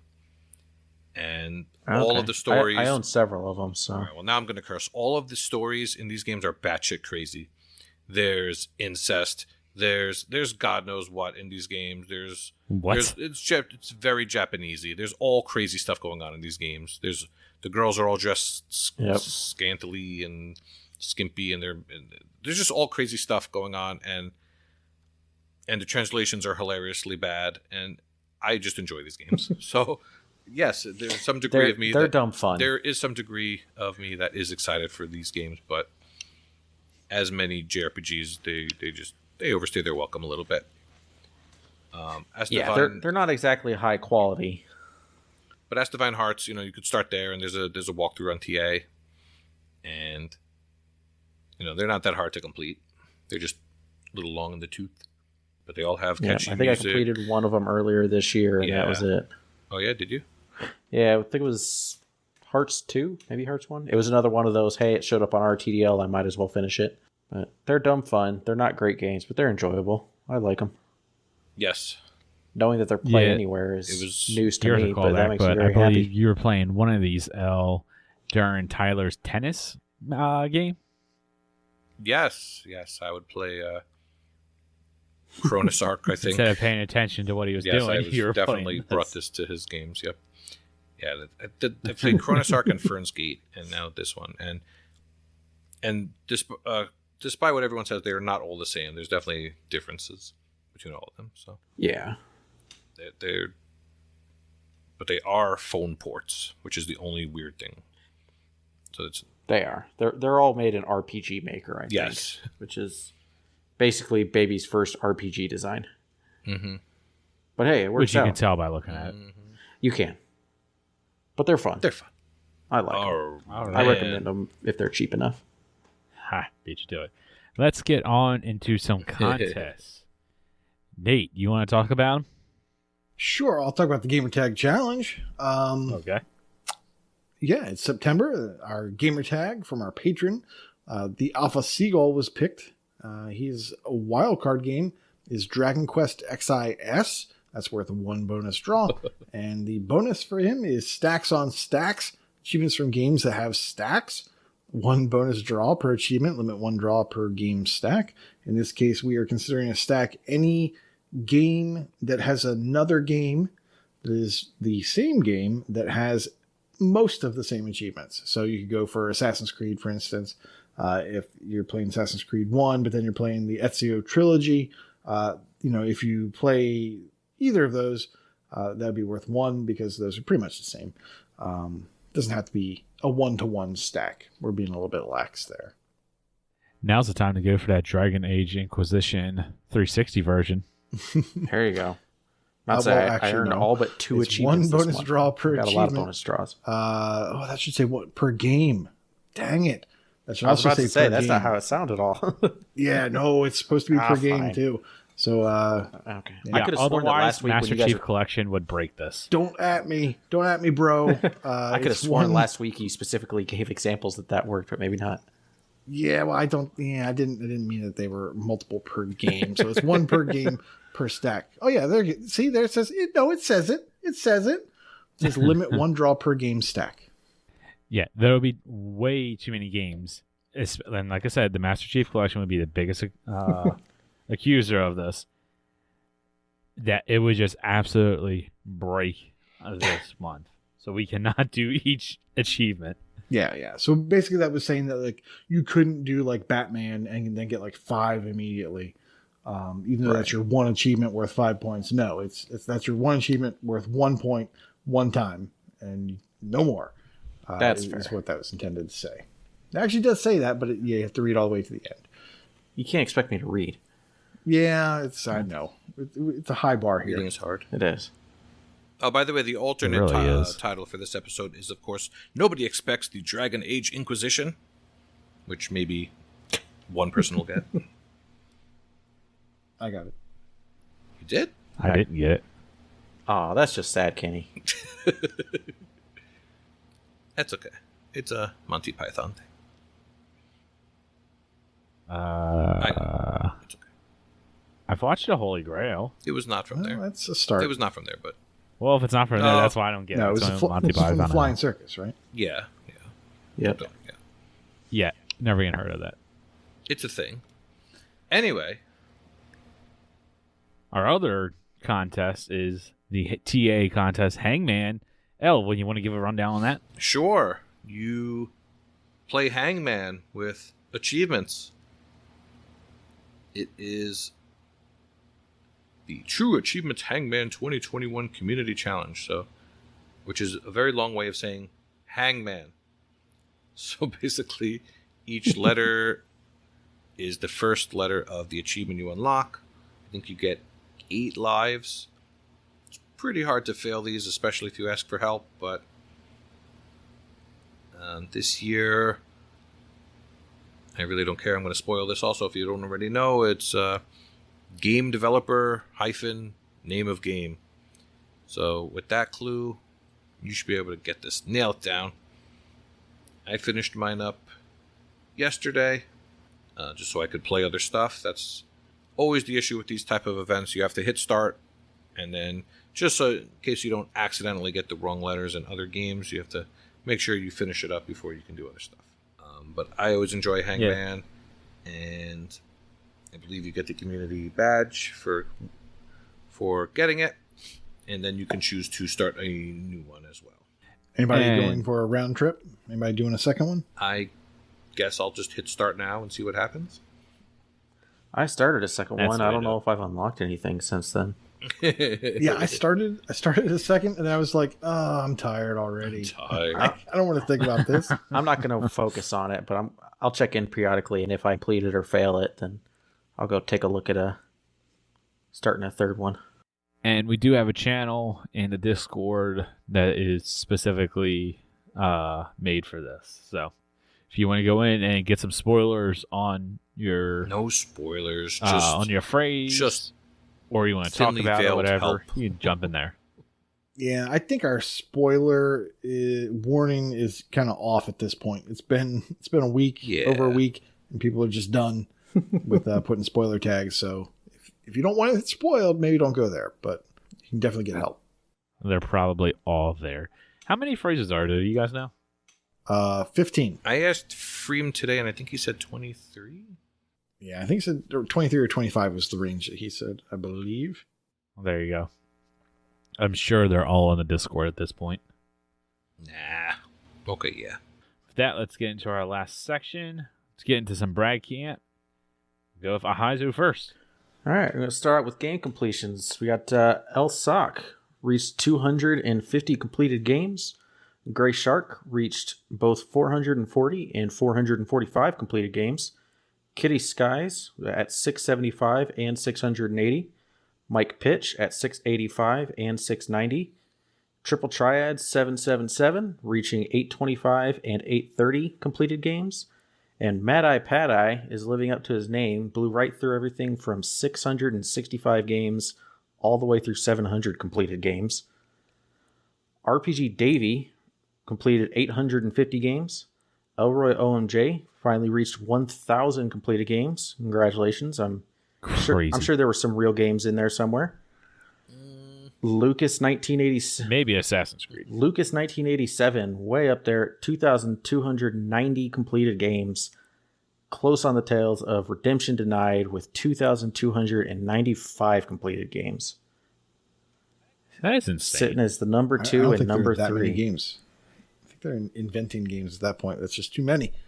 In ratio, Survivalist has been dragging people through Drake Hollow on his way to a ratio of 2.5. In streaks, we have What the Fug with a 50-day achievement win streak, and Dunkos with a 50-day achievement win streak. We also have Eldritch SS at 400 days, Sincere Seeker 6 at 550 days, and Elroy OMJ on a 1,500-day achievement win streak. And Gamer Score, Sabin Rothschild has hit 300,000. Bed Home 550,000. Mike Pitch and Kingsman 2625 have both hit 750,000 gamer score. Wild West 08 has hit 950,000 gamer score, almost there to that magic million. Mad Eye Pad Eye 1.25 million gamer score, and Elroy OMJ 1.45 million gamer score. In leaderboards, Gray Shark is in the top 10 of the Georgia Gamerscore leaderboard for Xbox One.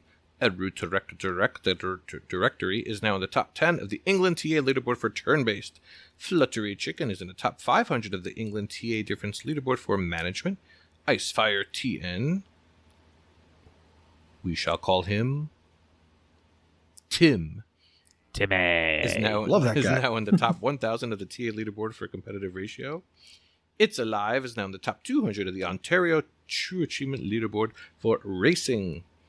Kingsman 2625 Raiders Suck is now in the top 100 of the USA Gamerscore leaderboard for open world. Kitty Skies is in the top 10 of the Wales TA leaderboard. I didn't know whales get their own leaderboard. Interesting. I speak whale. What kind of whale? Mad Eye Pad Eye is now in the top 200 of the Gamerscore leaderboard for Windows. MDP73 is now in the overall top 1,000 of the TA leaderboard. Nicely done, buddy. Nightwolf is now in the top 50 of the TA leaderboard for Vayners. Wow. A silent competitor.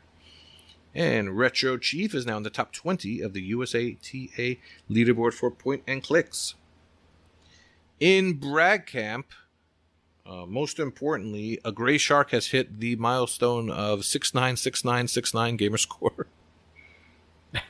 That's really all I need to know for this week, but I guess we'll give honorable mention to our beloved friend Terra, who finally hit 50,000 gamer score.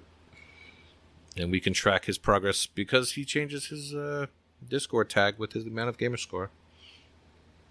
Very fun to watch. Amazing.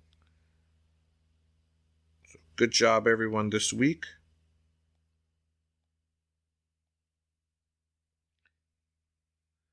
Yes, good job. Except for Ahayzo, he says. Right. Oh, wait, another big brag that I'm surprised you didn't mention. Okay. The Baltimore Ravens somehow beat the Chiefs. How'd that happen? It's so nice. That was- I didn't get to watch the game. I was at a concert. No. Oh, yeah, you were at a concert, but that was a good game. It was It was a great concert, but man, did I miss one heck of a game. I was following along on my phone. It was a good game. Like the fourth quarter, I think it was. They were down like 13 or something like that, and I went, great. Yeah. Nope, there's another loss, and then they somehow came back and won it by one. Oh, I wish I could have watched. Yeah, it. Lamar just needs to stop doing things like throwing the ball because he just needs to run, and that's it. He's not that bad of He a had 2 passer. interceptions right off the bat, and then when he started running himself, that was it. I never said he was a good Oh. passer. What has this podcast turned into? Stop! And Patriots suck. Maybe we'll do like a Patreon. Let's just do a thing football where we talk podcast sports ball. and we could watch football for fun and not for fantasy. That sounds awful. That sounds dumb. Yeah, I guess it is. Fantasy makes it so of much course better. it does. That's why I got dragged into 4 leagues this year. Speaking of football, have you seen that new game that came out a few weeks ago? Don't say FIFA. Don't I say didn't FIFA. actually think he was going to talk about Don't say football. FIFA. I thought he was just trying to say Madden what 22. I want to know what he's talking about. the sports. I would ball like, question. yeah, I would like to segue out of this, but my brain won't let me. I gotta find this thing. NFL Blitz remaster. God, I No, wish. no, no. goodness. It's I'd be I all wish over too. that. See, I never played NFL Blitz. I don't like football games, but I would buy that. I did play, but I did You didn't like play football. a game similar It's to good. that, but in MLB. Have you guys ever played Slugfest? Oh yeah. Nope. Such a good game. So much fun. Hold on, I'm finding this. All right. While you look, Ahayzo, is there anything you want to plug or say to us or anything? I think this is the part where I'm supposed to plug some Oh random boy. SoundCloud, right? I think that's If how you the got internet works. SoundCloud, go ahead and plug it. Your, Twitter, whatever you, You know, want to plug. I'm gonna plug a sound. I'm gonna make a SoundCloud just to plug for next time. But for now, I got nothing. You can find me on Twitter at Ahayzo. I log in maybe once a month. All right, so he has a and I Twitter don't link, post most of us, much. just for the giveaways. And he's on Facebook under Arizona Andy. Don't. See, I'm not going to Google Arizona. Nah, It's actually. I think it was just some well, random person who what found actually when he happened looked was up there's several Andrews in people with that Arizona name, on which is the scary Facebook. part. That I did not know. So I didn't know which one was the real you. Nate, did you find this game Can yet? guarantee- I think it wasn't this is one the with the longest Arizona outro we've Andes. ever done. I figure we're gonna trim it No. down here. No, trim. That sounds like It work sounds that like, I'd have it to sounds edit like out. editing. Yeah. There's no editing that goes The on. people have demanded longer shows, so we're artificially extending it, just like certain developers do with their games by adding achievements for playing for a 100. There's 9 pages of stuff that have been released this year. I'm trying to find it. Give us All some. right. Well, in that We'll case, play 20 questions. I'll- Is it a football game? we're not playing 20 questions. I'm going to go through my outro bit. I'm going to give you all the links. And if you haven't found it by then, you always have to type it into the Discord. All right. So, as a saying outro links and crap like that, You can follow us on Twitch. We stream every so often, but we at least stream once a month. The very first Tuesday of the month, we'll go live do a live panel, do some ducky race and stuff like that. Twitch.tv/AH101. You can follow us for free, and if you got Amazon Prime, you can sub to us for free. Give us some of your money, because you don't use that sub for anyone else. Twitter, if you want to get in contact with us, you can send us a Twitter tweet on the Twitter @Achievements101. Discord, we've mentioned it multiple times. It's the place to be. Discord.io/AH101. And please, if you have a YouTube, which I know you do, everybody has a YouTube, go sub to us on YouTube at Achievement Hunting 101. Use your alt accounts. We all have them. Take them all. Sub to us on YouTube. Boost our numbers. We would greatly appreciate it. My goodness. And things that we would appreciate most of all is the Patreon. If you have extra monies that you can throw our way, it would really help us out. Patreon.com/Achievement Hunting 101. You can be a cool guy or girl or whatever you are this time of year. It's 2021. I don't judge. Like Ahayzo down here. You might be able to get on the show when we need a guest spot or whatever. Play some 20 questions with Knopf. Oh, this is going to be fantastic. We need to make that happen. We need to make it happen. Oh, we really do need to make it happen. I would sounds do that. great. All right, Nate. Not to have I open, stalled enough for you? Yes, not to open the door to talk about football more, but the game is called Super Slam Dunk Touchdown. Never heard of that. There is no dunk in football. There is in this August one. 27th is when this came out. It's $15, and I've linked it. I can't believe this has skipped your notice. Oh, man. There's an achievement called Hockey Ball. Miraculously score a field goal for your team as a hockey character, which I believe 0 people have gotten. Oh, boy, this looks like... Yeah, I think How has many this achievements gotten does it past have? all of us? 100? 100 achievements. How did none of us see Icon this? Sports. Well, I saw it. We have to play this game. We have to stream this game.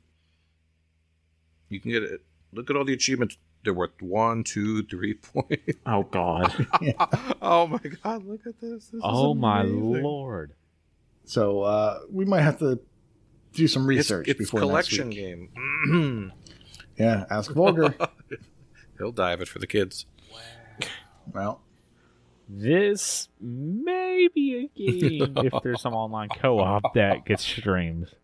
So many 0-pointers.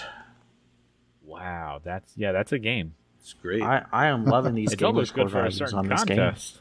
Right. This game's got a little bit of everything, so we will have to do some homework. We'll talk about this next week, probably. Probably, I maybe. imagine someone's gonna buy this. 42 players out of almost a month release. Not a single I'm one has sure that actually means rated it's so it. good. I'm scared to try it. All right. Well, with that, on that note, there's no segue out of that. On that note, class is dismissed. Thank you for joining us, Ahayzo. No problem. Thank you for having me. And we will see you all next week. Apologize for the nonsense. Oh, don't do that. What nonsense. Bye, AndyPants. Bye, everyone. That's what the people are really here for. This is Rocker Dude 5012 signing off. Bye. No more shenanigans. Oh, shenanigans are fun. If I have to hear someone say shenanigans one more time, There we Hey, go. did There someone it say is. shenanigans? What's that place you love with the mozzarella sticks and the goofy shit on the walls? Hey everybody, welcome back to the segment that made encyclopedias educational again. It is Generally Speaking, a segment in which we break down some of the oft overlooked genres out there as tracked by TA and discuss at perhaps greater lengths than is merited all things that have to do with said genre. I am Elroy OMJ, and I am happier than a gopher in soft dirt to have my co-host in this journey ready for our 4th edition. She is the amazing M. Hello, and thank you again for inviting me back. I enjoy these deep dives, and I really, really enjoy the genre you picked for us this time. I'm looking forward to this discussion.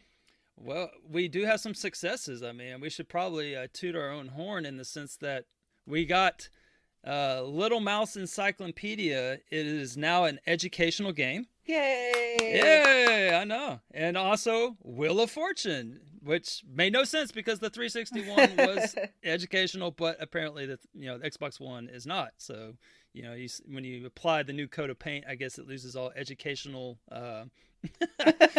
aspects or something. I don't know. We're still working on the Jackbox trivia murder party, but Right. yeah. So Right. I don't know. Maybe we'll have some. You either got to pull dodgeball or add trivia. That's it. It can't be one or the other. Well, I don't want them to pull dodgeball. I have some skin in that game.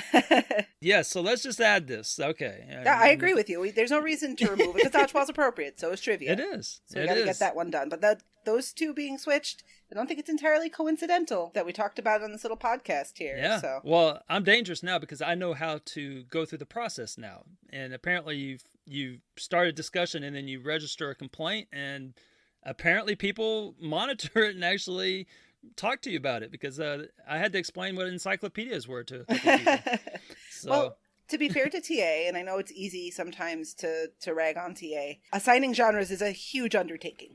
And as we're going to discuss in this segment, sometimes our understanding of a genre just isn't what they define the genre to be. So they definitely have teams that look at this, review this, try to rationalize this. But that's why it's also important as users that we submit this information so things can be as accurate as possible. That's true. And if listeners would go out and actually, vote on this, we could be like this unstoppable block and we could have our way. Every game with a double jump's going to wind up a Vayner, though, if our Discord's left to it. So we might want to tread a little lightly there. Okay, maybe not. Okay. All right. Well, you mentioned that some genres are a little confusing, so I am sure that will tie in with the choice from this time. So give it to us. What are we discussing today? So as always, before we go into what the genre is, I'm just going to repeat the clue we were given last week. And that clue given to us by none other than Elroy was this genre has over 30 games in it, but a third of them are from the same game. Mm-hmm. All right. We've given you enough time to contemplate. And if any of you know anything about stacks on TA, there's one game that immediately springs to mind, and that's Minecraft. And Minecraft is a sandbox game. So the genre we're going to be discussing today is sandbox. And Elroy, as always, I know you are prepared with some stats. I am. All right, so this is your breakdown of the sandbox genre. So it's got 36 games in it. 28 of them are listed. The total gamer score you can get in Sandbox is 52,925, and the TA is 163,599. That's based on 1,634 achievements in the genre. The ratio of it's pretty high. It's at 3.09, probably because of the game you just mentioned, but actually there's some other stuff going on. And the highest ratio Chivo is actually not from Minecraft. It's not even close. It is a boatload of Chivos from a game called Growtopia. It has a 32.00 ratio. Lots of them in that one. That game is a straight up dumpster fire. I'm sure we'll discuss at some point. And then, surprisingly, the number of unobtainables in this one is 135.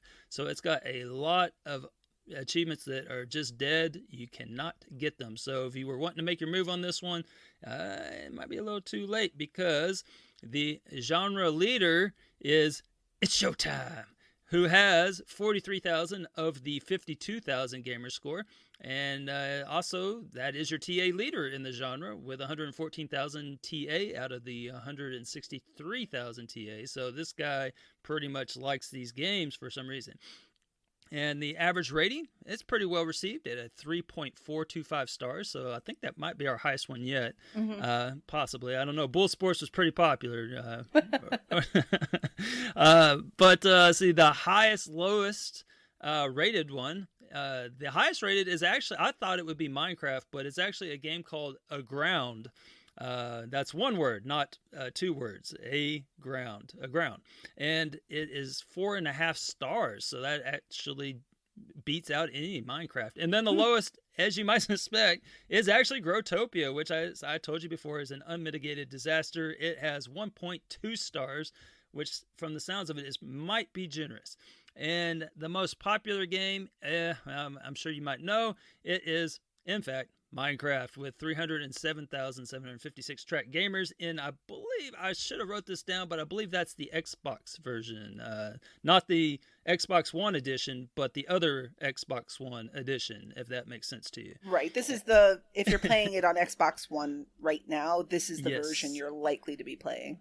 Right, not the one that they discontinued. Right. Yeah. And then the least popular game is a wonderful game called JCB Pioneer: Mars, and that has 99 whole people partaking in that. So there you have it. That is your breakdown. So when I was putting this together, the thing that just jumped off the page at me was just how many of this genre is just like, well, it's a dumpster fire, but it's because there's a bunch of ports of Minecraft that have been discontinued over the years. So that's where all these unobtainables come from. It's from the Windows Phone Minecraft. It's from the Apple TV Minecraft. And I forget the other one. What's the third one that's discontinued? There is... Wait, did you say the Kindle, the Apple, the Windows? No, I think the Kindle's still going. Or no, is it still going? Windows? No, yeah. Windows Phone. I guess you could still access if you.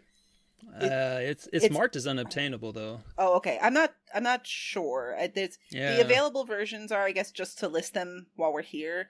There's the Xbox One edition, which is the no longer updated edition of Minecraft that was initially released on the Xbox One, and then the one just labeled Minecraft on TA, which is that's the popular one. Yeah, the current one that most people play.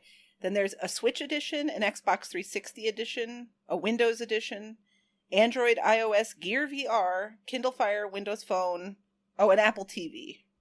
Yeah, the Apple TV is one of the I think it might be the Gear one, maybe. Yeah, Gear VR, I could imagine. Might be. Well, no, I don't know. There was a third one, I believe, but basically they're the reason that there's so many unobtainables. Plus, just getting in on the action is that awful game in the genre, which is Growtopia, which was, I don't even know do you know anything about this game? It looks like it was an Ubisoft game that was just a disaster. Like everyone's just saying, wow, this was just really bad. It should have never been made, or should have never been ported to the console. Yeah, I don't know anything about it, so I'm curious why it's so roundly disliked. I'm not sure. From what I can tell, it was basically released in 2019, and then it was not well received. It was like, and then they closed it down basically a year later. So in 2020 it went down. So 2019 it's released, and 2020 it's closed, and all of the achievements appear to be somewhat time consuming. And so there's 3 that have One Track Gamer that has it. There's 2 that were never gained by anybody. And there's 2 with just 2 people that got them. And then there's one achievement that apparently was really easy to get. And so that's why it's on so many people's tags. And I don't know. But Ubisoft, the top review is the console versions were a huge mistake. That's the opening line. So I don't know. But I guess it's kind of consistent with this genre, I guess. I don't know. Let me take a step back before we go too much further on this particular discussion, because I'm sure that PC versus consoles kind of a big hallmark within this genre because of the type of genre that it is. Oh, absolutely. But, which is not what it's supposed to be, but I'm sure we're going to get to that. I think so. So let me read off this description of what a sandbox game is, and then we're going to jump into that discussion because we like to have a place to start from. So according to the internet, I'm not sure where that was. You had picked up this definition. Do you remember where from? Is this like a Wikipedia definition? Yeah, it was just, I can't remember. It was like the top thing that, I don't know. That's fair. It's good info. It's good info. So, and it matched what I thought. So Elroy's thought about a sandbox game. A sandbox is a style of game in which minimal character limitations are placed on the gamer, allowing the gamer to roam and change a virtual world at will. In contrast to a progression-style game, a sandbox game emphasizes roaming and allows gamers to select tasks. According to TA, because that's usually what we use to inform these segments, a sandbox game allows the player to create, modify, or construct upon the physical aspects of a game world, either using tools or freeform, with no specific objective. So, the distinction that's been made with the genre seems to be that lack of narrative. That's what I'm picking up. But I don't know if you were in the same place as me. I think you might be. But when I first heard you pick Sandbox, I have to say Minecraft was not the first game I thought of. What was your first thought? I thought of like Grand Theft Auto. Grand Theft Auto and Dead Red Rising. Dead Redemption and Dead Rising. These games where it's more to the first definition, where you can go through and roam the world and you can interact with different people. But it seems that the genre now has removed that, because Grand Theft Auto and Dead Rising have stories and have a narrative and have progression, that no longer fits sandbox. And I don't know when that happened or why that's acceptable, but apparently it's happened and is acceptable. Yes, I was taken back as well, because when I chose sandbox, I was thinking, wow, this is, I actually used to look for sandbox games because I enjoyed Dead Rising so much, and that was always listed as one of the awesome sandbox games. And so I was like, man, I really like this style.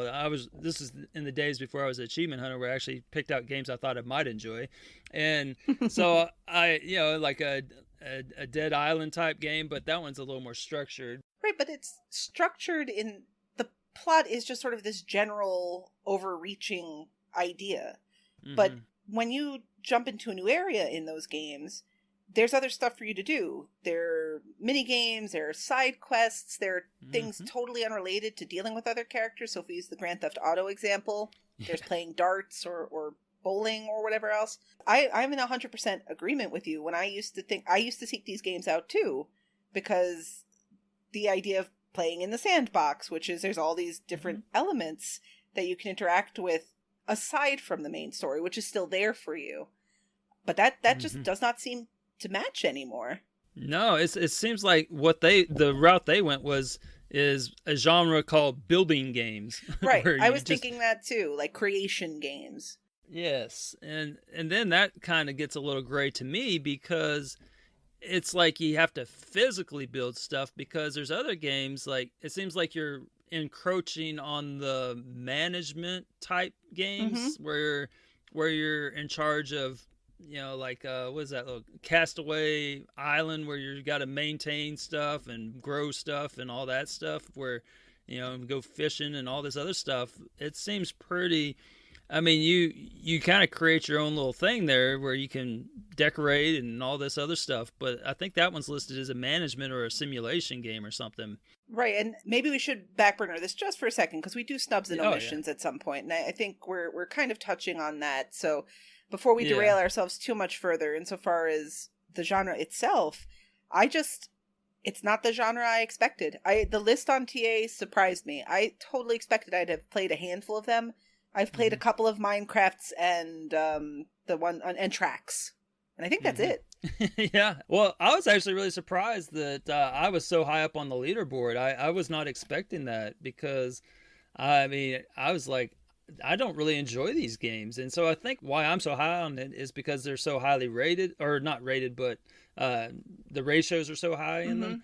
And so I've just kind of dabbled in them when the time comes in a certain contest. Well, these are prime games if you're looking for contests that involve TA difference or TA ratio. Part of the reason why I don't want to minimalize its Showtime's accomplishments, because clearly you have to put in a fair deal of time to have done what they've done with regard to leading those leaderboards.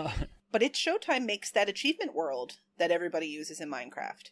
Oh, I do appreciate that guy then. So, Showtime, I'm so glad I gave you your props. Thank you on behalf of all of us out here that have like almost every Minecraft achievement and have no idea how to play the game. So thank you from my group. Yeah, it's true. And that's the more unusual the Minecraft stack you have is. I'm not sure if that impacts, I guess the more unusual ones usually have slightly lower ratios because they're only really bought by achievement hunters. But Minecraft's just the kind of game where enough people play it casually and it's easy to start that they all have these great ratios and they have tons of title updates. So the way that TA counts this information, they're great for these things. So it's a very popular genre, but I don't know if it's popular, Minecraft aside. But I think if there was a singular Minecraft game, I don't actually know broadly how much more popular the genre would be.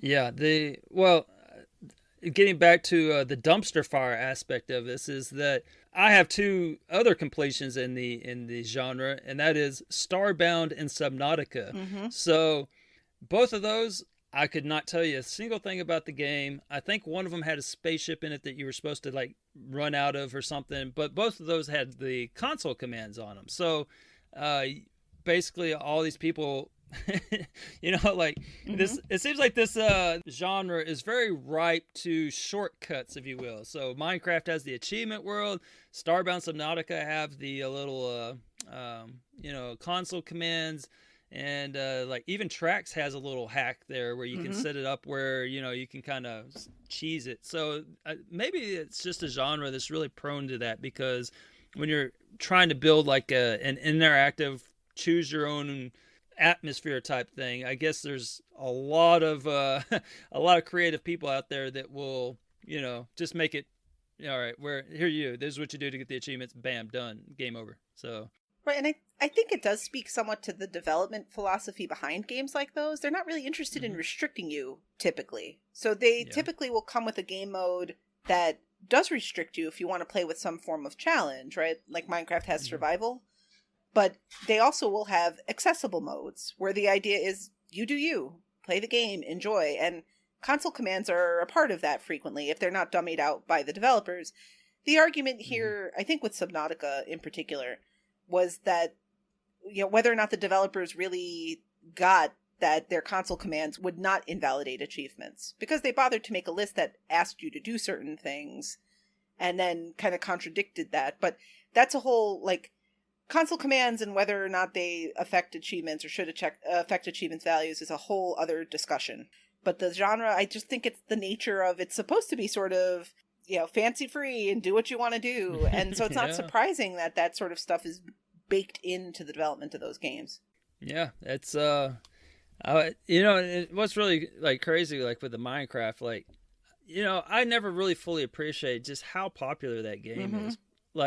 But I teach at a high school, and I mean, it's everybody, they're just fanatical about that game. I mean, it's almost like it's their Mario, if you will. I grew up, my generation kind of grew up with Super Mario.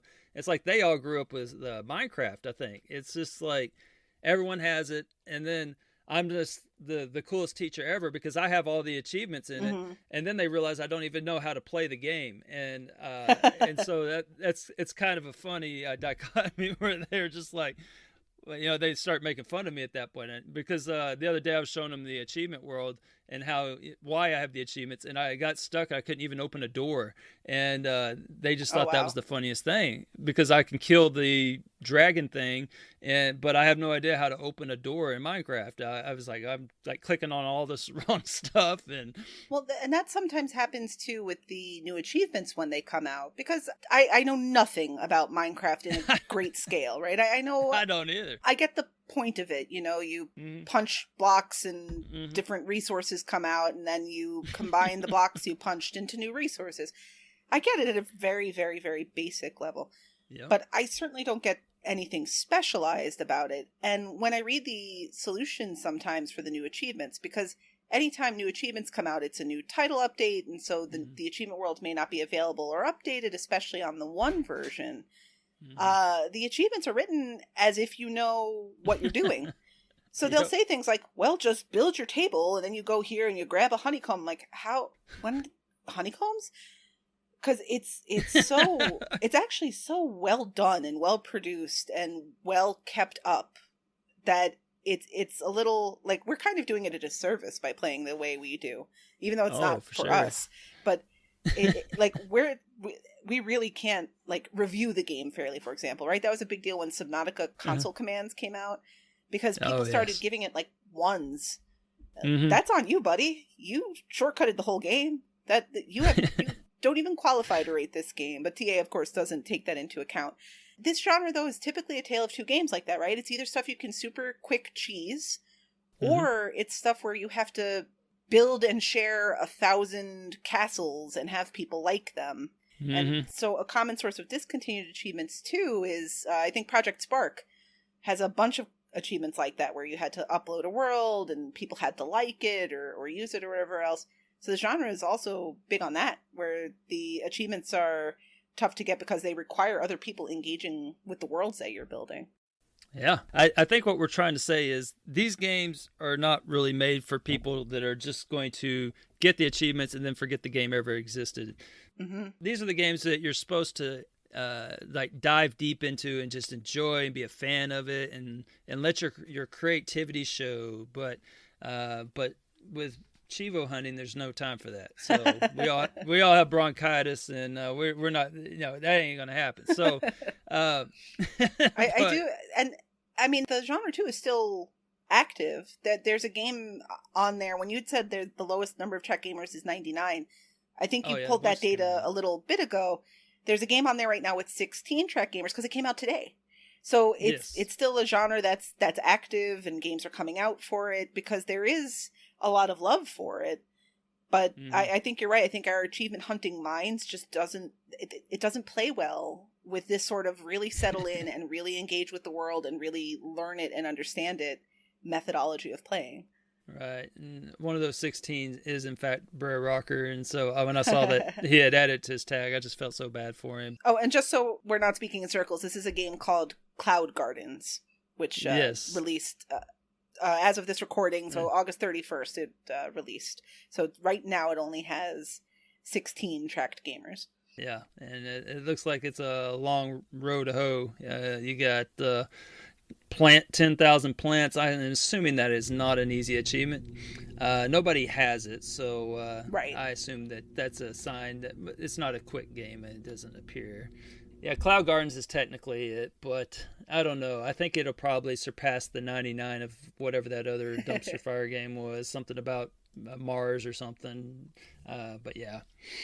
Well, while we're on Cloud Gardens, looking at the list actually has me thinking about some of the possible omissions and snubs for I love talking those. The genre, because I'm looking at it, and I didn't even include this in my list because my immediate thinking was, I don't know what sandbox games are, so how can I include or exclude anything? Because I clearly don't understand the genre.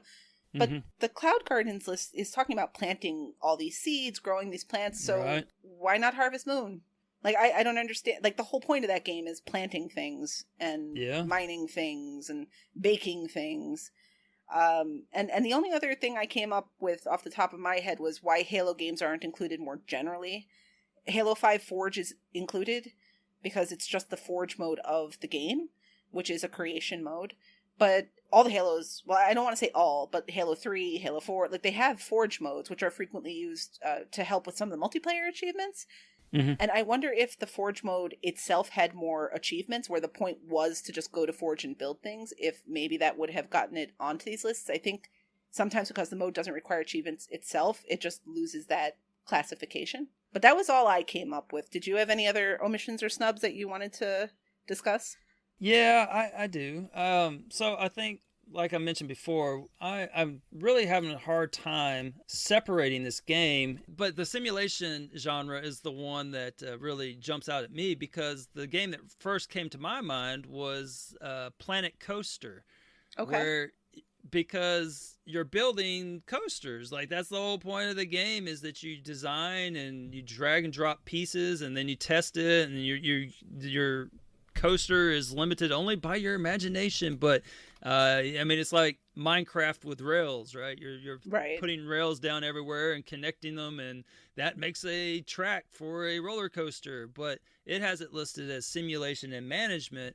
But to me, it has all the building aspects of the definition that TA has for sandbox, and there's no specific objective. You could just build roller coasters till the cows come home. I mean, you could build them all day. I mean, you could do the challenges, but there's a freeform mode where you can just do what you please. Exactly. So I don't understand how that was the one that first jumped in my mind, was Planet Coaster. That one is, very, very much a building game, but that kind of overlaps into the genre where the other one that jumped into my mind was the Jurassic Park game. That where you're building these dino parks, and you can build them however you want, and then you can put whatever, kind of like a Zoo Tycoon, I guess Zoo Tycoon would be in the same thing, right? And like Planet Coaster, it's a simulation and a management game. So it's like, I guess I don't understand the how you throw out the simulation management games like Jurassic Park and Planet Coaster and Zoo Tycoon when there's no specific objective. Like it says, it's free form. You can build whatever you want with the stuff. I mean, you could put, Jurassic Park, you could build a gate around your Jeep and then just drive into it over and over. I mean, you can do whatever you want with it. And what's the delineation there? I guess I'm just playing devil's advocate, but I guess the argument might be is that there is a game mode where there's an objective, because you can play the challenge mode where you do have quests to do, but wasn't Tracks that way also? Like you had specific things you had to do, and Minecraft doesn't have a story that we really understand because we play Minecraft the wrong way, apparently. But there is a whole deal where you're supposed to go defeat the Wither and stuff like that. Like, I know it's not narrative-based per se, but it does have the end. I think it literally has an achievement called The End. So there's some form of structure there. I'm with you. The other thing I had thought of, but I understand, I can explain why that doesn't count, is like U-Draw Studio. Because literally the whole point of it's creating. But they use this language of impacting the physical world, which that wouldn't do. But something like Planet Coaster, you're putting coasters on the ground in the park. You can add grass, can't you? Can't you add like landscaping? Yeah, you can add trees to, and you're encouraged to, right, to make the people who come to the park less bored when they're waiting online. Yeah, I don't understand. I think Subnautica definitely had a plot, didn't it? It seems like there was a whole progression there. Like I think so, but I couldn't tell you what it was. But I can't say for sure. But in all fairness, my understanding is Subnautica is a good game, but I don't know why it's a good game. So I don't know if it's good because it was a good version of this kind of create a world type thing. I honestly can't say. But maybe at some point we have to look at what simulation and management mean and see if there's something in there that excludes Minecraft from that or excludes some of these other games from there. I see what you're saying. Look at it from that angle. That's pretty clever. It doesn't quite jive with me that the sandbox game is different from those, because if you look at a lot of simulation and management games, they get both tags. There's nothing wrong with tagging them with both if it fits. Oh yeah, simulation management. Simulation management. Yeah. You very rarely see one that's one or the other. Although U-Draw is a good example because that's just simulation. There's no management there. Yeah, that's the U-Draw. That's a good one. And yeah, that's there's what was that game with the stick figure in it, where you had stick something. Stick I type? know.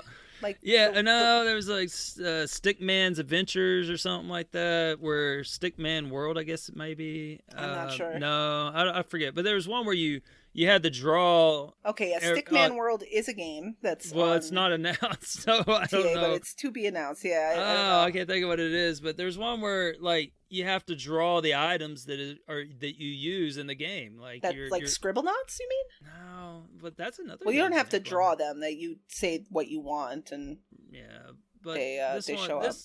And it even had a sequel, and I cannot think of the name of it. I'm sure people are yelling at me right now. But basically, you're a stick man. I mean, the graphics are really basic because, like, let's say you want to draw something to attack somebody with, so you just draw like a really poorly drawn stick to hit people with or something, and then there's like certain things you can draw, and I don't know, and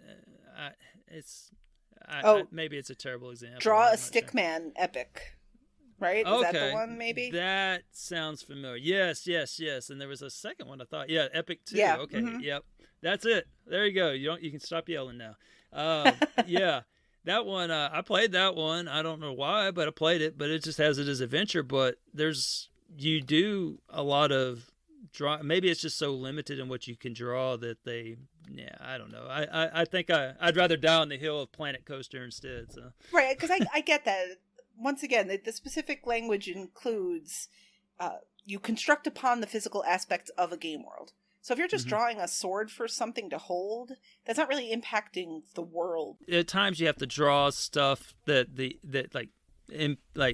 changes the environment. Like you have to draw a fire, and then that like burns down all the trees, and if you let it get out of control, I think it burns like everything. And so there's some aspect of creativity to it. I still think there's a creation aspect where the idea is you would build up the level that has these pratfalls that you have to deal with.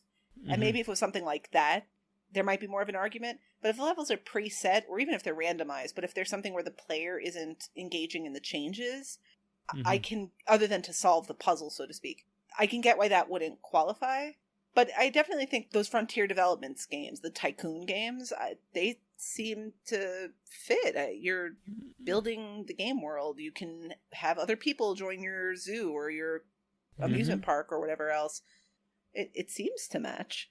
Yeah. Oh, okay. I just thought of another one that I've read about. I've never played it. And then I looked it up, and guess what it is? Simulation management. So when you were talking about changing the actual landscape of the world, there's this game that I bought once upon a time for like $1, and I thought that I would use it for a certain contest, and I am yet to crack it open because it is very daunting, because it has over 10,000 TA for a 1,000-point game, and it is, I don't even know how to say it, Reus, it's Reus. Oh. And so it's like a game where... I'm not familiar with that. Yeah, I did some research on it, but it's... like there's not a whole lot on TA about it, but you are basically, from what I can remember, you're basically there was a game back in the day, and this is going to start sounding like a Gen Xbox here, but it was a game back in the day, and I think it was called Populous, maybe, where you played God, and then you could like raise the terrain, lower the terrain, add, stuff like that. And so to what I can tell, maybe I'm completely wrong. I don't have very many friends I don't have a ton of friends on TA, but I have even less that are in this game. It looks like Sniped is in the lead with 11 gamer score, or TA rather, 11 TA out of 10,879. So you can tell that my friends have not really touched. Even Gembot only has one achievement in it, so he might have been like, oh heck no. I don't know, but it's got like there must be an easy 5-pointer, and then it just gets on your tag. But from what I understand, it's kind of like the game Populous, where you're creating managing people that worship you, and so you can kill them, you can have them build temples to you, and that's kind of where all the achievements come from. But that one you definitely are modifying the ground on. And that just made me think of another game, which is, while we're at it, why not, Civilization? Like, isn't that kind of what you do there? Where I've only played Civ Revolution, and in that one, you're not really, like, you build towers, but you don't construct the towers to your liking. So it's just like a preset tower that you drop down, and it's always going to look the same way. You can't modify it any further. And there's a goal. You're trying to be the first nation to win a technical or a technological victory or a money victory or whatever. So I can see that. So I can get on some of them where, especially with management games that lean more that way, where the goal of a management game is to eventually have the best whatever it is to win the game. But with the simulation games we were talking about before, they have sandbox modes. They have freeform modes where you don't have to do anything. Just go in there and build your zoo. Just go in there and build your roller coaster. Yeah. So I think there's more of an argument to be made there that they could be reclassed or additionally classed into sandbox. Yeah, that, or they could just fix the definition altogether and make it a genre that includes, Grand Theft, Dead Rising, Saints Row, and some of those other games like that where the hang-up is totally that narrative portion. I think we're both in agreement that the way we understood Sandbox is it was a generally narrative game where you could interact with other quest givers to accomplish other things, as well as have mini games and other stuff that doesn't impact the overall story. Yes. This is a creation genre. That's what it is. This is a That's what they should call it, yeah. And obviously you're not creating roller coasters or zoos. I mean, clearly. No. So yeah, I think I might kind of throw that out there in the genre dispute. I'm gonna start with Planet Coaster, see what kind of traction we can get, and then I think that one. Or do you think Zoo Tycoon's the bigger egregious? They're both. It's Frontier Development, so they're both very similar type of games. So I think if one works, the other works. If one doesn't work, the other doesn't work. They're structurally so similar. But I think it all comes down to that freeform mode. Because they have modes in there that if you've gone for the achievements in those games, you spend a lot of time in those game modes to get those achievements. They additionally have challenges, but you can go in, manipulate the game world, build things, build physical objects, and there's really no objective in those freeform zoos or freeform amusement parks. So I think they're spot on. All right. Well, so all right. So do you have any special achievement in this genre that just tickled your fancy on that? Since my involvement with the genre is mostly Minecraft, right? It's the Minecraft that the base Xbox Minecraft that everyone plays, Win 10, Minecraft 360, and then Tracks. I really couldn't think of an achievement because Tracks was definitely a game I played using whatever cheese method was available and got through it that way. And Minecraft I have largely played through achievement worlds, with the exception of the 360 version where you can't. So I just wanted to shout out the helpers in Minecraft. So of course it's Showtime for many of us who have that completion, especially for those of you who have gone all the way down that rabbit hole and have done the multiple platform stacks. We wouldn't get there, especially not as effectively without that world. And also, Kingsman has helped with the 360 version. Vulgar Latin, Devin, he's definitely helped with the 360 version at times. So my big shout out is to the people who help with this genre, because in a lot of these games, whether it's for reasons of not understanding the mechanics or because somebody needs to hit like on the thing that you built, it would be nearly impossible to do very much without people's assistance. So I don't have a particular achievement to highlight, but I want to thank those of you who have made it easier for people like us to look like we have good completion percentages in this particular genre. No, that's well said. I'd like to double down on that and say thank you to everyone that, because I certainly don't want to put any time into this genre. So yes, thank you all. Except for Tracks, I'm a pretty big fan of that game, but not as big a fan as P-Tart is, who made it her 500th completion, if you recall. But she's really into that game. But the achievement that I wanted to highlight was actually from Minecraft as well, because my experience in the genre is pretty much console commands in Minecraft. So Supersonic and Castaway, those are the two specific achievements. Supersonic, you have to put some, wings on, and then you jump down a tube.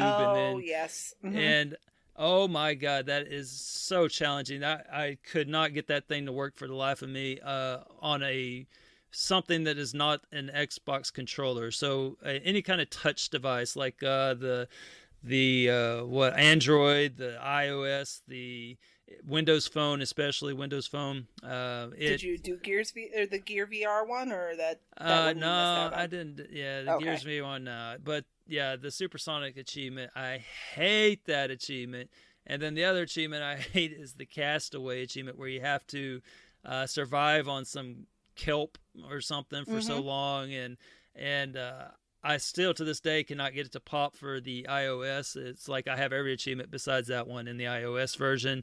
It just will not happen for me. I've left my phone, and so it's like my phone, like my poor screen time when it pops up on a Sunday is got, it like has added hours onto my screen time because I am sitting there with just having, and then I'll forget, and then it'll time out, and so I have to remember to put my phone where it doesn't time out, and then I'll forget that it's on that, and then I'll come in and it's like real hot and it's been sitting there open for, I mean, it's just, it's all because of stupid Castaway from Minecraft. So those are two achievements.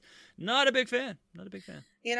You've reminded me, I had one achievement that I have had trouble with multiple times in Minecraft, the 2 times I've tried, and that's the one where you have to get a gift from a cat in the morning. And this is probably a primary example of an achievement that would be much easier if you didn't try to play it in the achievement world where everyone's not going to sleep at the same time, so the day-night cycle is all weird. Right. But that I don't have that one in the 1 version. I've gotten that one on the Win 10 version. Oh, and I forgot to shout out Planting also while I'm thinking about this too. He also was very helpful with the new DLC, or the new title update, pardon me, when that had come out. But yeah, that one in the Xbox version, I cannot get to pop. I have not managed it yet. Maybe someday. Right. And for me, since we're highlighting specific helpers, I would be very remiss if I did not mention Mr. Wakapeil, of course, who Yes, he led me to. This was back. Oh gosh, 3 G-Tasks ago, back when I was so green in Minecraft, and I didn't even want to tackle it. I didn't realize there was an achievement world, and he got me through like 2 of them in one, or 3 of them. Well, he showed me how to do it, and I ended up doing 3 of them that day. But boy, it was a steep learning curve, and I just remember the disappointment in his voice as he was trying to get me to tame one of those cats or something, and like, I don't know, I left the gate open. They all ran off and like stole my minecart and ran off, and I didn't even know that they would do that, and it was so. And the minecart goes far away when you miss it. Yeah. yeah, it was gone, and he's like, "It's okay, we can reload." And he was so patient. What a guy, that guy. He's so delightful. He's really the best. That's why he's the angel of the Discord. He is indeed. So anyway, any closing thoughts on this genre? Well, it was really kind of a revelation to me. Like I said already, when you said sandbox, I was like, oh man, I've played and really loved some sandbox games. I'm excited to talk about this, although it's probably a bigger genre than we'd normally pick. Nope. Apparently the genre we're both thinking of is open world or something of that nature. Yeah, I think you're right. Yeah. It's a shame that we mentioned it so late into this. But yes, I think we were thinking of open world. Yeah, but I don't think we're alone in that, because I'm with you. I think I read articles with like best sandbox games, and they included things like GTA. Yep. So I'm confused. This I just did not expect this particular trip when this was the genre that wound up getting decided on. Well, I guess my take is that it's basically just a bunch of games I play for a stupid contest, and otherwise I won't touch it because it's a dumpster fire. So it serves its purpose for me in that it's got high ratios. So thank you for that. But I'm with you. I don't have any attachment to it, and it seems like maybe if Planet Coaster was more pixelated and looked more like boxes, they'd be more than willing to stick it in the genre. So that may be a part of it. That sort of, I guess it's voxel, right? That kind of look. Maybe there is something to the aesthetics. I've long held the incorrect belief that a Metroidvania game should be 2D. That just in my head, that makes more sense than the 3D ones. So maybe there is some logic there, that it's just the something with the aesthetics has to do with where they're placed. Although I haven't played Subnautica, so I can't tell you if that game is It's not pixelated, that's for sure. Yeah. It takes a while to install, and then some of the letters have to render. I don't know. They may have fixed it by now, but there was one stage in particular where you had to do something where there's like some fire in the ocean, and that was like the only really tough achievement to get it, figure out where you were supposed to go, and then it would sometimes load, sometimes it wouldn't. I don't know. It was a mess back then, but it may be better now. Who knows? You know what, though? I think we can both agree on, neither of us is going to be seeking out sandbox titles. No, it's Showtime is safe. He can have it. And as long whatever accolades we can throw his way, so he keeps making updates to that achievement world. You're awesome, man. Thanks. I think you have a tease for next time. I did not know this, so I'll let you go over the tease for what our next genre will be. All right. So unlike a lot of the genres that we've done to this point, this genre actually does not have a lot of repetition in the titles that are in there. But I can actually give a very directed hint for those of you who are paying attention. Not that the folks on the panel knew this, but the genre was actually mentioned by name during level 161 of the podcast during the panel. Who mentioned it? Elle did. Ooh, okay. Ball's in his court then. Yeah. Cool. All right.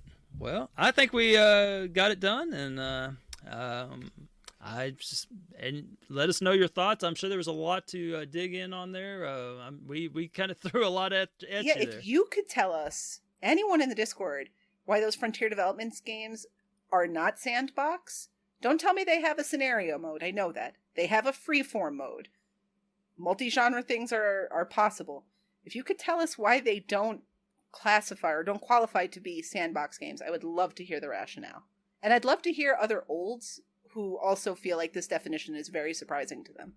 I'd love to hear from someone that got burned by Growtopia. That's what I'd love to hear that story, where they started the game and then all of a sudden they're like, oh, we're closing it down. Oh, it's closed. Oh, sorry. 32 ratios. Sounds good. Yeah. So anyhow, thanks for listening, everyone, and we'll catch you next time. So us. Ta-ta. All right, later. Hello everyone, I'm Wakapeil, and I recently completed Space Jam, A New Legacy, the game. Most of it together with my 4-year-old. This is a free old school beat 'em up based on the movie Space Jam, A New Legacy, which, being a licensed game, might get listed with little to no notice. Since it is free, I would recommend downloading it and either enjoying it straight away or saving it for contests, as it is an easy 2 to 3 hour completion, as long as you have 2 controllers. It currently has a ratio above 2. Space Jam, A New Legacy, the game, has 13 achievements worth 1000 game score and just over 2000 TA. The game is local co-op only, and you need a second controller for 2 of its achievements. You will need 2 plus 1 partial playthrough for the completion, but a playthrough is less than an hour and very easy if you have a second controller. Even easier if you also have a second player, as you can just mash X to get back into the game after dying, as long as there is another player still standing. This is useful for completing the game without using a continue, but I did not have to use a single continue on my first playthrough. My 4-year-old, however, died many times, as this was the first beat 'em up she has played, but she enjoyed it so much she wanted to play through the hard mode after having a meal in between playthroughs. The second, and I guess third player, can die an infinite amount of times without voiding the no continuous achievement for the first player. There is a high score achievement, which you might not reach playing normally. However, there is a safe and simple infinite score glitch at the final boss fight. After stunning the boss, a glass tank will appear, which you're intended to break with a heavy attack. If you do a normal basketball throw at it, the ball will just bounce back, dealing no damage. If you place yourself on either side and figure out how the ball bounces, you can punch it back at the tank, yielding an increasing amount of score every time you hit the tank with a basketball without the ball hitting the ground. This trick is also useful in the boss rush, as you can use this technique in order to activate your special ability, one of which is spawning health items, which can bring you back to full health in case you need it. I found the boss rush rather easy and completed it on my first attempt, and I do not consider myself very good at beat 'em ups. If you go in blind, you might struggle with juggling an enemy 5 times, as this mechanic is not properly explained. The easiest way to do this is by jump kicking the prime enemies, then hitting X once, taking a step forward, then hit X again, repeating until you juggle the enemy 5 times. It might take some time to get the timing right, and might be easier to do on hard difficulty, as it gives you more chances to get it right due to the enemy's higher health. Space Jam, A New Legacy, the game, might not be great, but the price is right at $0, and offered very little frustration while playing with a 4-year-old, which is rather rare if you're trying to get a few achievements. Have a nice day, everyone!